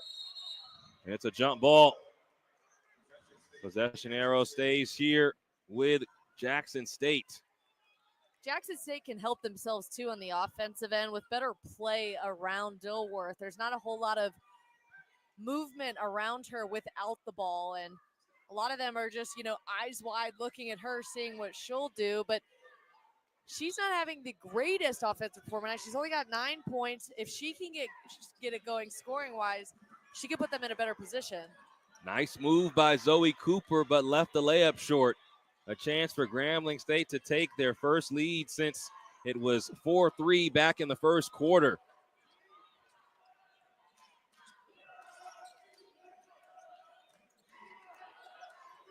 Wormsley with the bigger Cooper on her.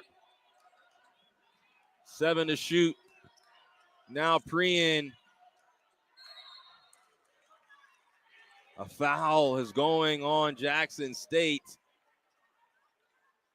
Here we see again that packing the paint. It pays off them getting to the free throw line, but can they cash in from the free throw line because they have not free throws. They've struggled. She will go to the free throw line. Prien going up. Looked like that call was going to be on the floor.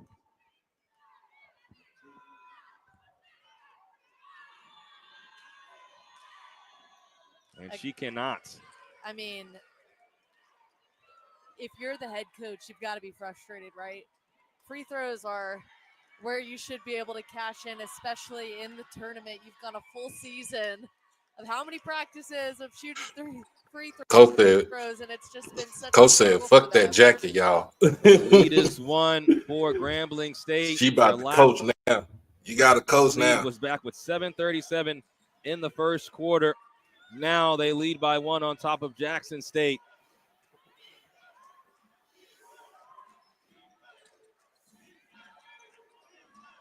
Massenat gives Jackson State the lead right back.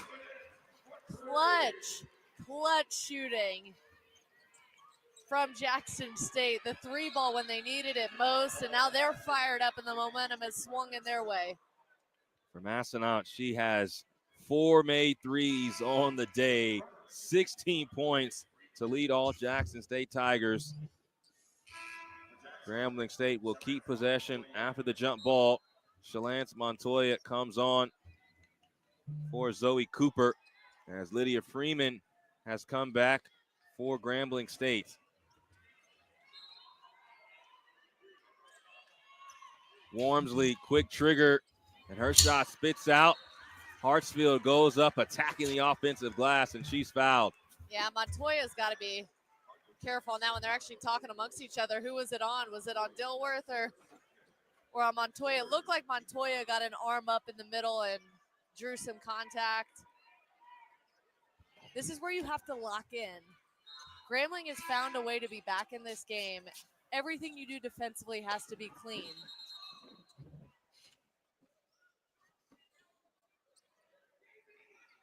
Jackson State wanted to make a substitution, so Zoe Cooper will come on, and Diaka Beretti will come off.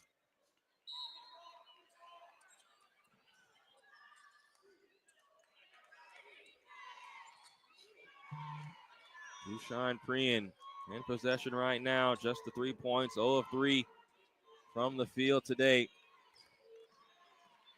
Now Lydia Freeman working on Montoya. Freeman misfires.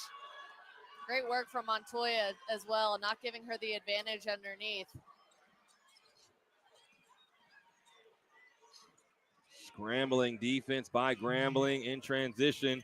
Now Cooper is true. Man, the mid-range is on for Jackson State. We cannot say the same for Grambling. Zoe Cooper's second field goal. Lead back up to 2 possessions for Jackson State.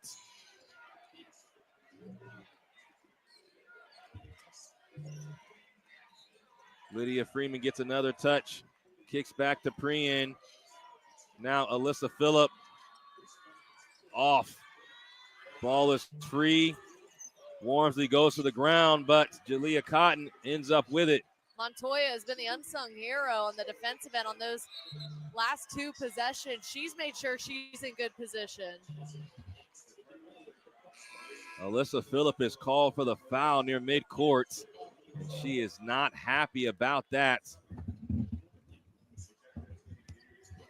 So that's the first team foul on Grambling State in this fourth quarter.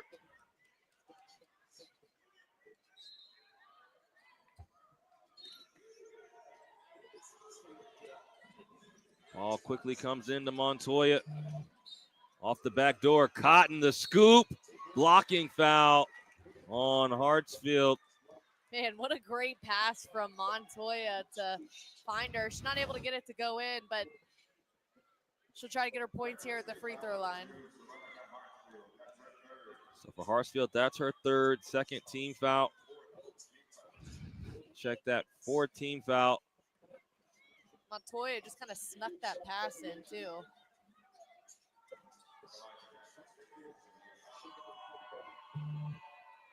And Cotton just drops in that first free throw.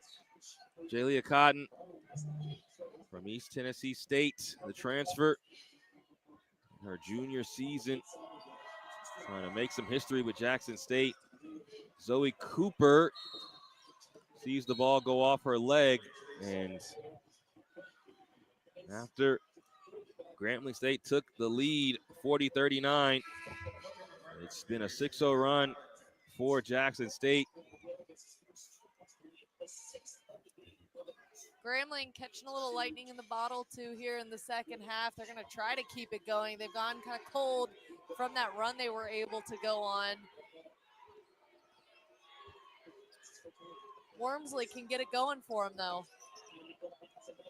Hartsfield, no good going up against the taller Montoya. Such a smart move by Jackson State too, to just leave Montoya hanging around the paint too. Her size advantage against Grambling. It's really been a mismatch. Massenat, no. Montoya blocked by Freeman, and a strong rebound in the end off the block by Lydia Freeman. Now Wormsley from distance falls off. That Jackson State defense continuing to dare them to shoot from three-point range. Now 3 of 14 from long range. Massenat almost travels. Beretti gives off to Massenat, who leads Jackson State in scoring today. A little bump to get some space. That's how you do it. 18 points for Leanna Massenat. Way to go for Massenat too, to just pump the brakes. Just let the defender run right by her and take the easy shot. Wormsley whirls around the double screen, gets it back, not shy. This one falls off as well. That's twice from long range now. Getting into they don't have to be desperate just yet. It's under 5 minutes to play, 7-point lead. They do need to start knocking down those shots though. We'll take a break. Grambling State took the lead, but they've yet to score since. And it's an 8-0 run by Jackson State. They're on top, looking to get to the semifinals.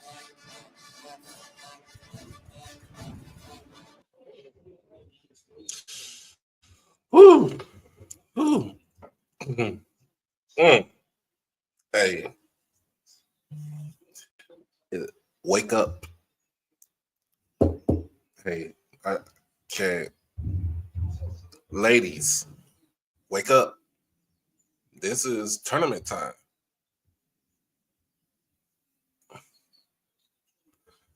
This is tournament time.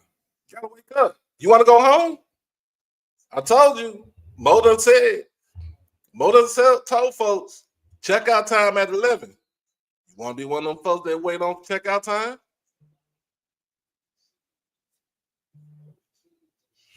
Come on now. Gotta get going.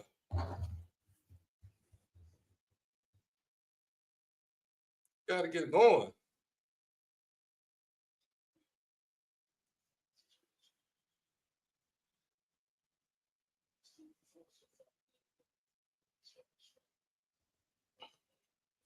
Come on. Brother Alter, what's going on, man?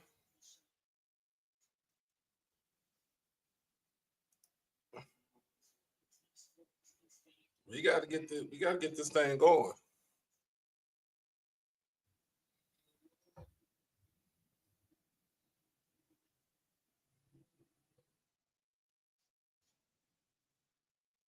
You wanna go home? You wanna stay here? Or you wanna go home? And how your mama used to do when you ain't want to go to your relative's house. You want to stay here? You want to go home?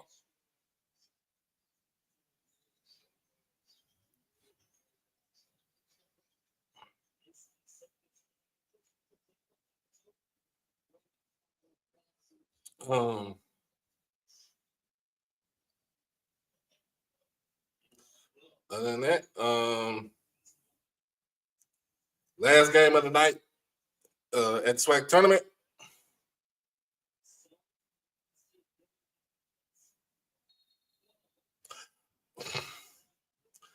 I think we winning. I think we're gonna win. I think we're gonna win, but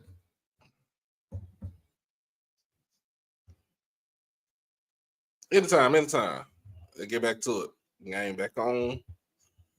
Too many commercials. I need them to chill on the commercial breaks. We're at the Starry SWAC basketball tournament presented by Buick. The final quarterfinal on the women's side. Jackson State, after going down by 1 in this fourth quarter, has gone on an 8-0 run, and they currently have the lead. Grambling State has possession, trying to cut in to that lead. Yeah, we saw Grambling. They had a lot of success in transition. Can they get out and transition quickly and get some of those fast break points here down the stretch? Wormsley around the Freeman screen. Her shot is short. Ball is free. Prien just gets it up off the glass, and she's fouled. So the foul is going to go on Jayleah Cotton. Good to see that both Dilworth and Esco are okay. They both went for that rebound and just knocked into each other. Esco slow to get up there, and you can see she's still a little bit in pain.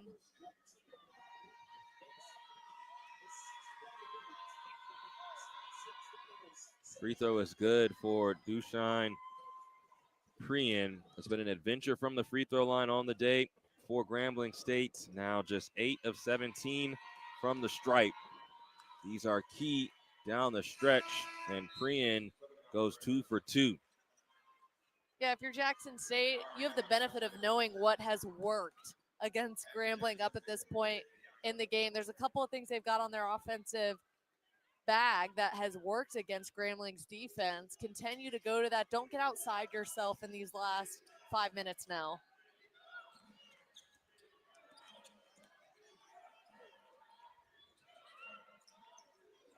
Dilworth, the jumper is off the hands of Wormsley, and Jackson State will have a second possession. Yeah, that's a gift there. Lucky for Dilworth. Put up a shot that, as we have seen, the mid-range jumper has been on and off. It has not been a consistent shot for either team. So Jakayla Esco will come on to match the minutes of Lydia Freeman. Dilworth to trigger it. And Esco almost steps out of bounds. Wormsley defending Cottonwell. 8 to shoot for Massanutt, sitting on 18. Long. Freeman with the rebound. Under 4 minutes to play. Grambling State down by 5. That one was off the mark there, but you can't give Massanutt that much room from the three-point line. Alyssa Phillip can't grab the offensive rebound. Jackson State will have to deal with this pressure once again. The time starting to tick down for Grambling State. And if there's anybody primed to break this pressure, it's Dilworth. She's probably likely going to get help there from Jayleah Cotton, who we've seen be in on the breaking that pressure from Grambling.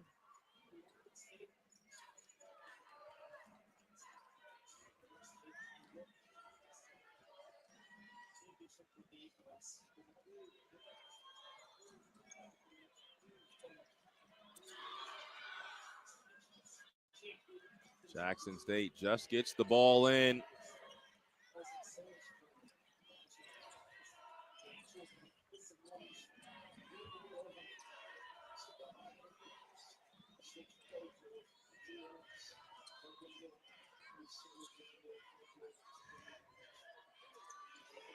Seven to shoot for Beretti. Now Massanutt, 4-3, short. Taken in by Alyssa Phillip. And that shot has been on for her in this one. That one doesn't fall. Wormsley takes it strong to the basket.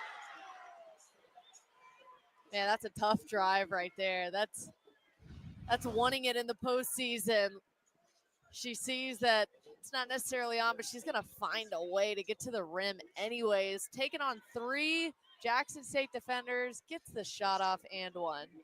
So our officials are counting the basket. That's big. So Adrian Gilmore-Nichols and David Jenkins had a conversation inside the lane, and you could see Gilmore-Nichols saying, yes, that basket should count. So Wormsley with the chance for a three-point play.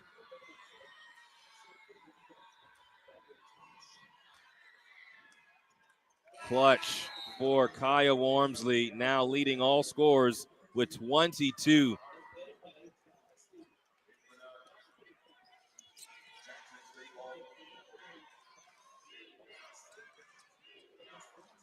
.305 remaining. Who wants a spot in the semis? Massenat beats Prien, stays on her pivot, then almost loses possession. And a foul going on Sharonica Hartsfield. Yeah, and she doesn't think so, shaking her head as she walks away. Look at the pressure applied, though, from Grambling State. They continue to double team. Anytime Jackson State, they can put a player out on an island and get her away from her help. A little too much there, but she's not at the free throw line. Just the third team foul on Grambling, so they can continue this relentless pressure. One possession game. And we've seen that. Jackson State struggles. Their ball handlers struggle when they're on an island. Dilworth, the jumper, rolls off. Cooper just threw it up, and it fell. Hey, sometimes prayers go up that you don't think are going to get answered, and they do. And that certainly did and paid off here as Jackson State's trying to keep that lead that they've had for the majority of this one. And Coach Simmons calls the timeouts. But you see there for Cooper, she was falling back, didn't want to travel, let it fly, and the bank was open, although it is 7:30 Eastern Standard Time. And with the 30-second timeout, Coach Simmons is in the huddle, just trying to draw something up. Points here are pertinent in this type ball game. Yeah, they are. And you know what's on for Grambling? It's those quick transition points. And Grambling's been so good about the fast break points, too, getting a turnover here at midcourt when they can kind of suffocate Jackson State with their defense. But is Jackson State going to allow themselves to get in those positions? They've got to find a better way to break the press and not get stuck on islands. 5 on the floor. Kaya Wormsley, Alyssa Phillip. Go along with Dushine Prien. And that's off of Alyssa Phillip. There's that great paint defense that we've continued to see on for Jackson State. You see last touch by Phillip as she was going out of bounds. So 4-point game. Ball comes into Jaylia Cotton. Jackson State having to deal with this pressure. 15 turnovers on the day. Cotton breaks it. Finds Dilworth, who's standing out of bounds. Head coach Margaret Richards almost broke her back there. Very upset that Dilworth did not have the awareness to see where her feet were as she was just out of bounds. So a 16 turnover for Jackson State. Points off turnovers almost even. 12 for Jackson State, 13 for Grambling State. As the Tigers of GSU have 17 turnovers of their own. Right now, with 2:15 remaining, it's about execution. Wormsley, the go-to player, shoots long. Montoya with the rebound. And then Cotton is fouled. Massenat is down on the sideline, away from the play. She's kind of grabbing at her back. Looked like Freeman almost accidentally popped her in the face, too, on that play. We take another look at it. Everybody fighting for the rebound. Jackson State's got it. Cotton, and there you see that swat from that left hand come across. as you mentioned, in moments like this, every single detail matters. Everything that you do, every possession, the last 2 minutes is so important with Jackson State now with just a one possession lead. Can they finish it off? At one point, they were up by over 10, and now they've allowed Grambling to come back in, but let's hope Massanet, who's been a huge part of why Jackson State has had so much success, really struggling to get up off the floor. And she's cramping in her leg. They were trying to work it out on the sideline. And at this point in time, you want your leading scorer. You see she just kind of curled up and rolled on the sideline down at the bottom left of your screen away from the plate. And now they have the massager out. There we go. And they're trying to get her back in the game because she has 18 points for Jackson State to go along with 3 rebounds and 3 assists and a steal. She has been the beginning, middle, and end Yes. for the Tigers today. And as a head coach, the fear you have when you see a player go down, but then the sigh of relief once you find out that it's just a cramp and get them off to the side, try and get that Charlie horse out. It's painful. We've seen a couple of players cramp up here in this tournament, and it's debilitating. They have to go off and get it checked, but there's a break in the game right now, and it looks like she's now able to get that cramp worked out. Well, 2:01 remaining in the game, 49-45 to score, and Jackson State's in front. And our officials are looking at the monitor, and we saw here, this was the foul that was called. Jalea Cotton and Lydia Freeman got a hand up in the face of Jalea Cotton, and then maybe a little extracurricular right there. And if that ends up being a part of this story, that would be detrimental to Grambling State's cause. Yeah, you wonder if they were looking at it for it to be upgraded. March 14th from 7 a.m. to 7 p.m.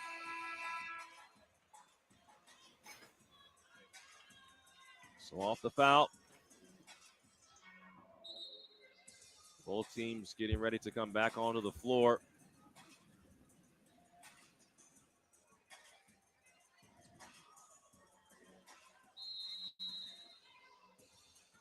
And it will be just a common foul. And Jackson State will have to inbound it. Massanet is ready to come back on as she continues to rub out her left leg. Ferretti comes across midcourt where she's trapped and throws it away. That's what Jackson State knew they couldn't do. You can't just slow it up as that trap comes on. As soon as you slow down, that double, triple team comes and they get stuck on an island and it's another turnover. But Dilworth steps in front and she steals the ball away from Wormsley. Coach called her out, said you need to be better.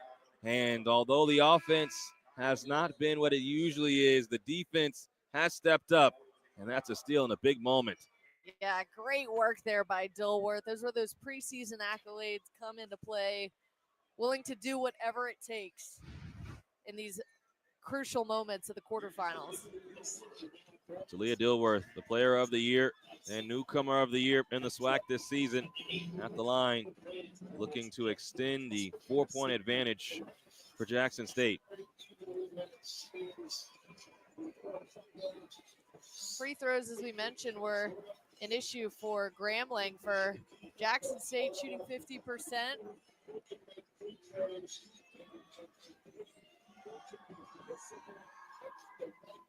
And Dilworth misses her first on the season. She leads the conference in free throw makes at 155 coming into today. And she shoots her free throws at 79%.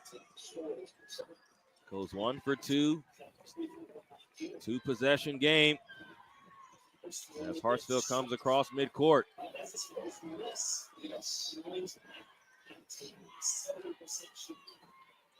Wormsley with 22 Back to Hartsfield.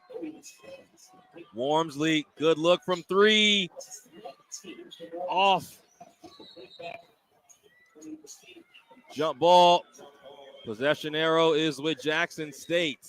Great defense there once again from Jackson State. No foul. Fundamental defense. Getting a hand to the face, getting pressure on that three-point shot, and then as the ball comes down, everybody surrounds it. It's able to get the jump ball now. Jackson State inbounding. But can they break this press now? They have not had success.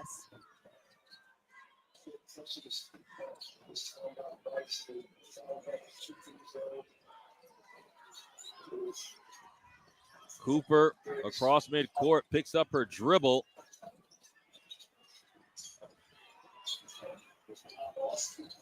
Massenat to no one. So Leanna Massenat turns the ball over. They did the hard part by getting the ball to the front court, but turned it over.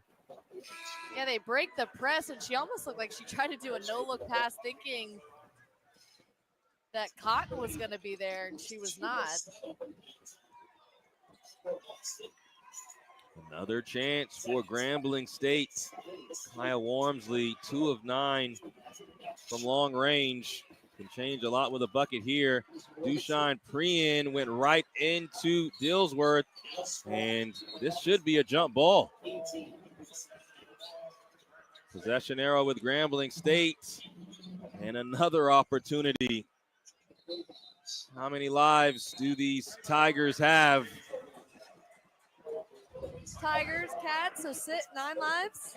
How do you think they've Glad you were spared picking in up this what one? I'm putting Hey, down. I got you. I'm glad you were picking up But what I was look, putting down. If you're Grambling, you've got to find a way to finish around the rim. How many missed opportunities have they had at this point, not being able to finish around the rim? Then when they have the second chance point, it's just chaos. They're not able to catch and shoot. It's more of trying to bring it down and put the ball on the floor when it should just be go back up. Well, Kaya Wormsley has been pretty much all the offense on the day for Grambling State. She has 22 of the 45, almost half of the points have come from Kaya Wormsley, so you have to expect the ball to be in her hands in some way, shape, or form right now. Absolutely. She's got to be your go-to right here, but underneath needs to be Lydia Freeman ready for that rebound in case it doesn't go in. Freeman had the first 5 points of the day, has not scored since the first quarter. Ball comes into Nunn, good look, but she can't finish. Prien with the offensive rebound, and she scores. Clutch performance there on that possession, able to draw something up. Doesn't get it to go initially, but is there for the follow-up. So Dushine Prien, who was one of the leading scorers the last time these two teams met in the loss, comes up huge there. Just her first field goal of the day. And it's just a 3-point ball game with 44.7 seconds remaining. Now, if you're Jackson State, you have 18 turnovers on the day. You found ways to beat the press, but have to be under control once you get past half court. Absolutely. And fouls have to just be completely out of the picture right now, too. Everything's got to be clean with them moving the ball. You were just mentioned that Prien, that was her first field goal. That says a lot about the defensive pressure that Jackson State has had. The field goal percentage has been abysmal for the majority of this one for Grambling. Jackson State sends out Diaka Beretti, Leanna Massenat, Zoe Cooper, Talia Dilworth, and Jalia Cotton. Coach Richards called the timeout to advance the basketball. And now, if you're Grambling State, no need to foul with this being a one-possession game. Ball comes into Massenat. Massenat needs to get out of that spot, though, and needs to push the ball up the floor. As we've seen, she's gotten caught at half court. Massenat starts the trek to the basket, gives off to Cooper, And Shania Nunn commits the personal foul. Cooper will go to the line to shoot 2. Great work there by Cooper, too, to stand in and be ready. She did have an open look. It doesn't get it to go, but draws enough contact to try and get her points in here at the free throw line. So Zoe Cooper, 62% free throw shooter on the season. Graduate student from Birmingham, Alabama. A pristine first free throw from Cooper. 2-possession ball game now. Cooper goes 1 for 2, and Coach Simmons will call timeout. So that's the final timeout for Grambling State, down by 4. When we look back at this performance, we're going to remember a lot of the 3 balls that Jackson State was able to dish in early on. It was almost stifling for Grambling to start this one. They just didn't have an answer. But, I mean, a credit to the Grambling State Tigers who have fought their way back into this one and found a way. They really had to will themselves back into this game coming out of halftime. And Courtney Simmons is going to have to draw up something here that really catches Jackson State off their spot because they've been so good defensively. Grambling State without any timeouts now, so have to expect that the 3 ball is coming. And on the day, they're just 3 of 16. Kaya Wormsley had 2 threes in the third quarter. The other 3 came back in the first half from Zaria Johnson. And so right now, if you're Simmons, you believe Wormsley can get the job done for you, as she has all day up to this point, but still have to find a way to get her free and get her a good look. Yeah, and as we've seen, Jackson State's backed off a little bit defensively from the 3-point line. So even if she does sink the 3, the likelihood of getting that extra opportunity to get to the free throw line after it's not likely. Grambling State and Jackson State coming down to the wire. 5 on the floor for Grambling. Going to be Halima Salat, as well as Kaya Wormsley, Dushine Priyan, Lydia Freeman, and Zaria Johnson. Off the flare, Wormsley has a look at short.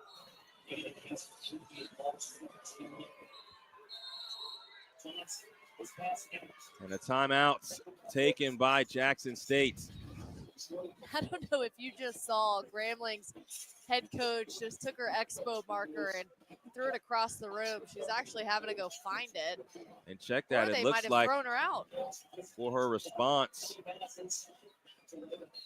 Wow. Coach Simmons is going to the locker room, and we didn't hear initial whistle, but she's going to the locker room, which has to mean Ooh, she got kicked out the game. Her second technical of the game, and that almost will ice it. We'll see here as Wormsley gets the 3 off, and there you see see Simmons, and she chunks the marker in disgust. I mean, that's the look Wormsley wanted. That's the look they likely drew up. It was open. She had a great look and opportunity to fall. A young coach really disappointed with not being able to hit that shot. And so, with that being the second technical, Jackson State will have 2 free throws and get the ball. And David Jenkins is coming over to talk to us.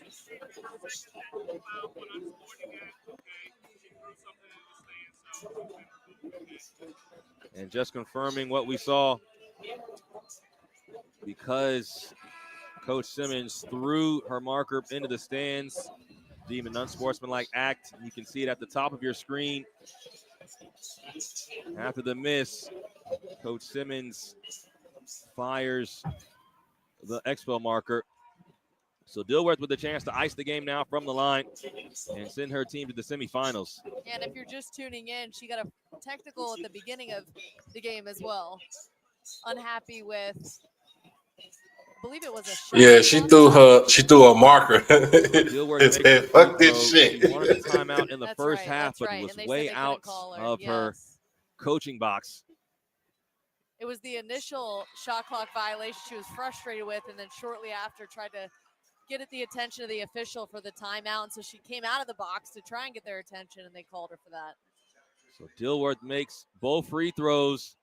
Still just a 2-possession game. Ball comes in. Beretti is fouled.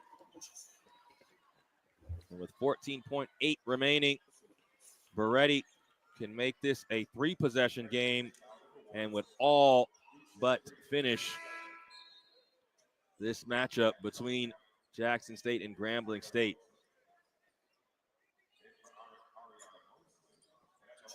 Here we see Jackson State, the other 4 players on the floor all huddled up at midcourt. Starting to high five. Beretti makes the first. So Diaco Beretti now 6 of 7 from the line. And Margaret Richards just saying, hey, focus in. There's still time left on the clock. This one is over as Jackson State will move on. 8-point game. Hartsfield still working. She shoots and she's fouled with 9.0 remaining on the clock. So an 8-point game. Hartsfield still giving it her all. Yeah, bringing it up the floor. Just trying to close the gap here, finish it off strong, try to end the season off strong. I think if you're Jackson State too, this was such a good learning opportunity in the SWAC tournament. You don't often get those. They can take what struggles they had against the trap, against the pressure, and make sure that doesn't happen next time, because other teams are going to be watching this game. I'm sure their next opponents in the crowd watching, seeing how they've struggled under pressure, especially bringing the ball up at midcourt.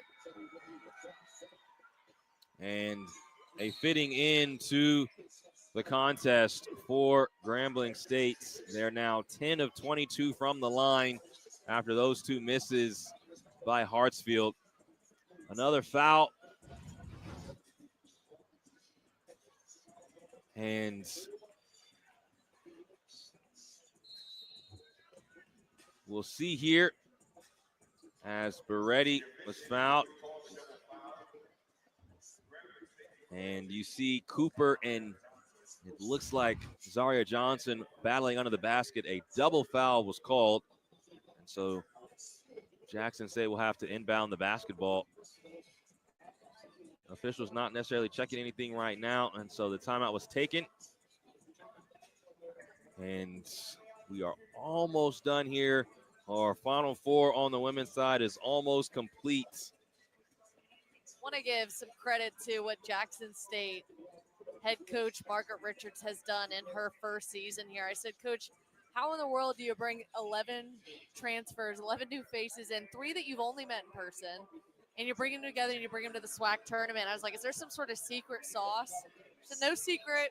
It's just work. She's a great staff, and a lot of her staff are new to her as well. So her staff and her players had to learn the system that she likes. She said it's been a lot of overtime for her staff, hanging around, trying to figure things out, but it's a credit to what they're trying to build here now after Tamika Reed was able to build so much success at Jackson State. 3 of the last 4 championships have gone home with the Jackson State Tigers on the women's side. Jackson State advances the ball into the front court. 8.5 remaining. Ball comes into Jalea Cotton, and she is fouled and will have a chance to shoot 2 free throws.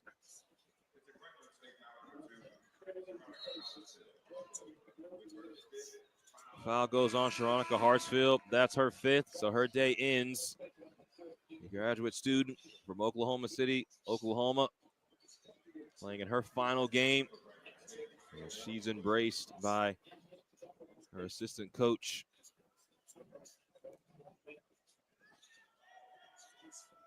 Some window dressing for Jackson State as Jalea Cotton knocks down that first free throw.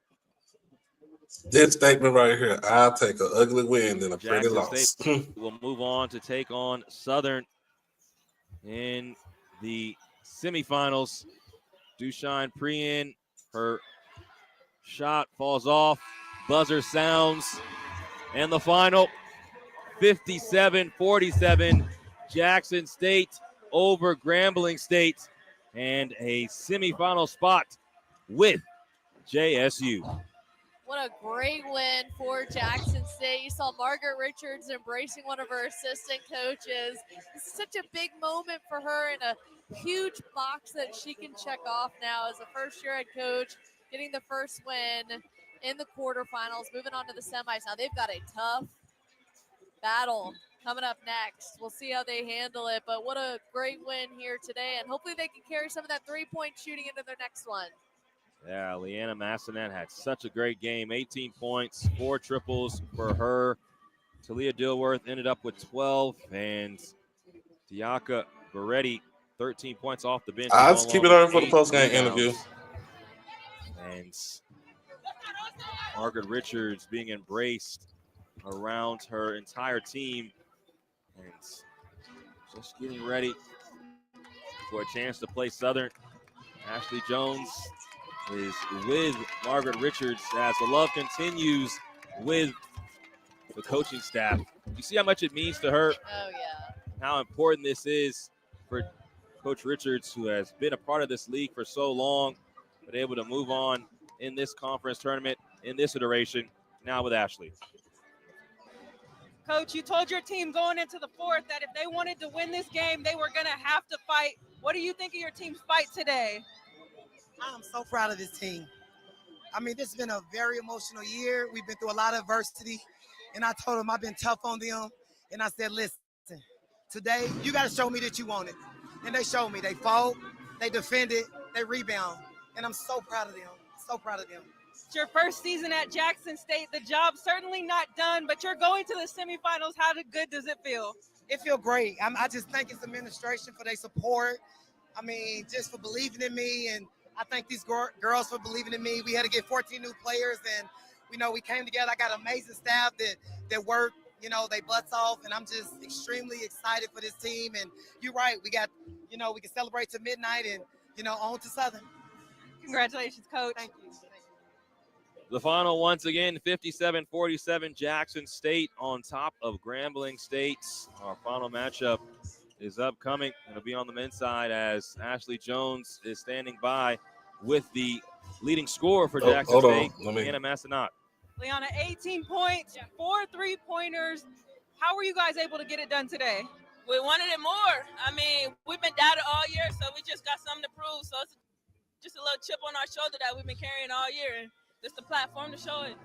This is your coach's first season. No, Southern State. women won yesterday against Valley, beaten by 20. Just as much as they doubted us, they doubted her. So we here to prove for her on the floor.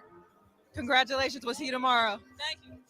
The matchup is going to be against Southern, the number 1 overall seed. The women's semifinals are set. Alcorn State taking on Texas Southern, and Jackson State taking on Southern University in the women's semifinals with a chance to play in the championship and punch that ticket to the NCAA tournament.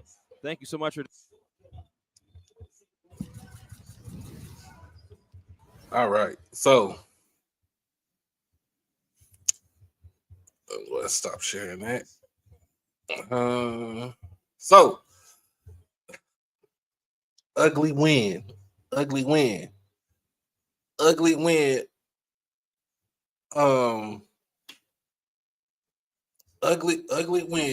tonight. But Coach Richards advanced. For them folks at Alabama A&M saying that she never advanced when she was there as their head coach. Hey, guess what? She advanced with us. How about that? With 14 new players on the team. So you got to realize, this team was never supposed to be in this position.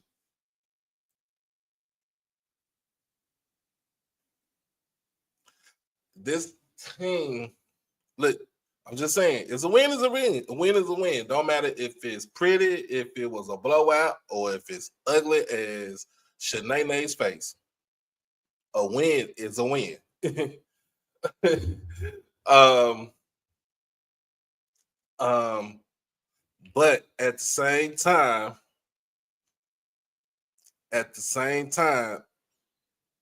we gotta clean up everything. And the best thing about this is now you move on, you play on Friday. So you gotta come back out there and you gotta be better than what you was just today. And then you whatever you do on Friday, if you can make it ugly, I would rather make this game against Southern. If I'm Coach Richards, I would rather have that this coming up game tomorrow to be ugly as hell. I want this game to be ugly like Wanda off of In Living Color. I'm just telling you how I want this to look. Like, seriously. I want that game to be ugly tomorrow because whoever wins tomorrow wins the SWAC. They'll win the tournament. I'm just saying just like that.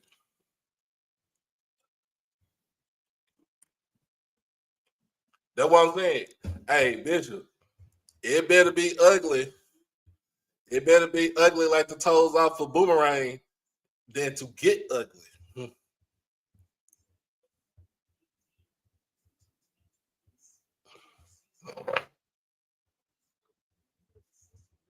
They weren't even supposed to be in the tournament at all. They weren't even supposed to be in the tournament. Now, what if we the conference was like we all come like all the teams be qualified for the tournament, which is going to happen next year now. So how this is going to play out is those last 4 teams are going to be playing each other. Then you got your first 4 teams going to have some buys, and then your next 4 teams is going to have your double buys. So I'm gonna see how that's gonna work out for next year. But that's the real shit that I said. It's real shit. I'd rather for that Southern game to be ugly as hell than for it to get ugly with them. So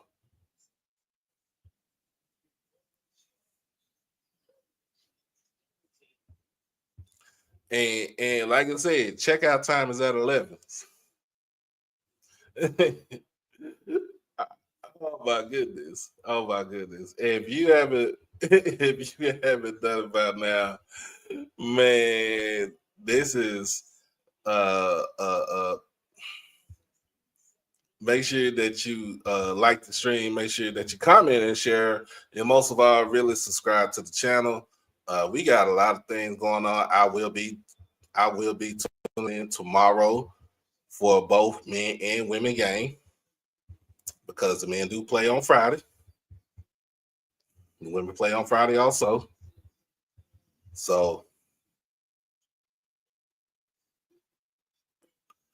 I just want people to understand.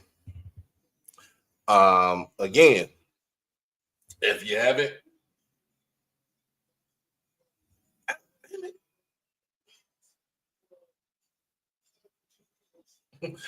hey, group chat, y'all chill out.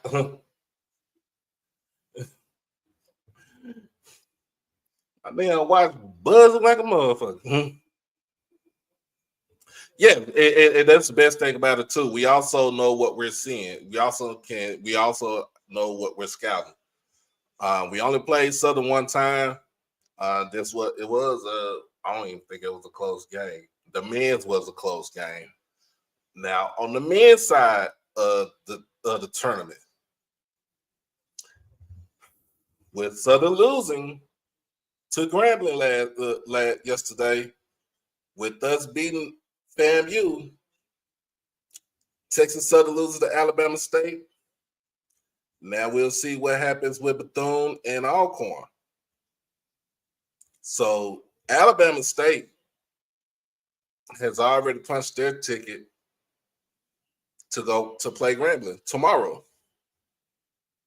We've already punched our ticket for the semis. We're just trying to see who we're gonna play tonight. I mean, for tomorrow. The better team out there right now on the men's side, it's three of them. It's us. It's Bama State, and it's that Bethune-Cookman team. If you have not watched the Bethune-Cookman men's play, you'll be in for a treat. If you did not watch Bama State play earlier today against Texas Southern, you missed a hell of a game. You missed one hell of a game. So we shall see what happens. We shall see what happens when after tonight. Like I said, that Southern loss yesterday made it a clear path for Jackson State to easily get to that championship game and to actually win the whole conference tournament.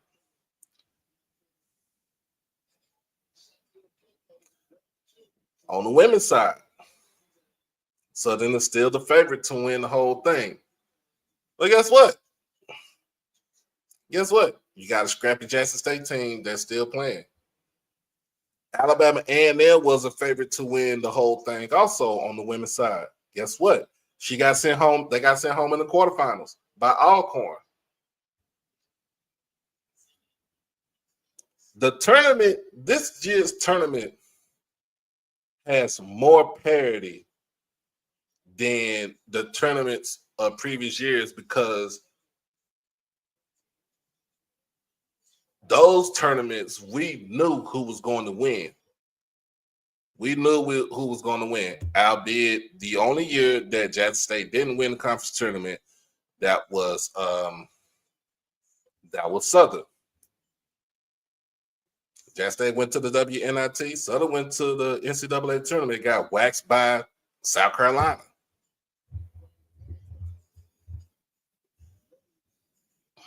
At the same time, this is a wide open tournament on both sides now. Who would have known? But if you haven't done it by now, make sure that you like the stream. Make sure that let's see if we can get this up to 100 likes, y'all. Get this stream up to 100 likes. Make sure you hit the Cash App and the PayPal. Because, like I said, this is not going to be monetized because I did show the game. So I got to make sure we get we got to get our money back up from what we lose when I don't monetize this stream, y'all. All right. So, other than that, I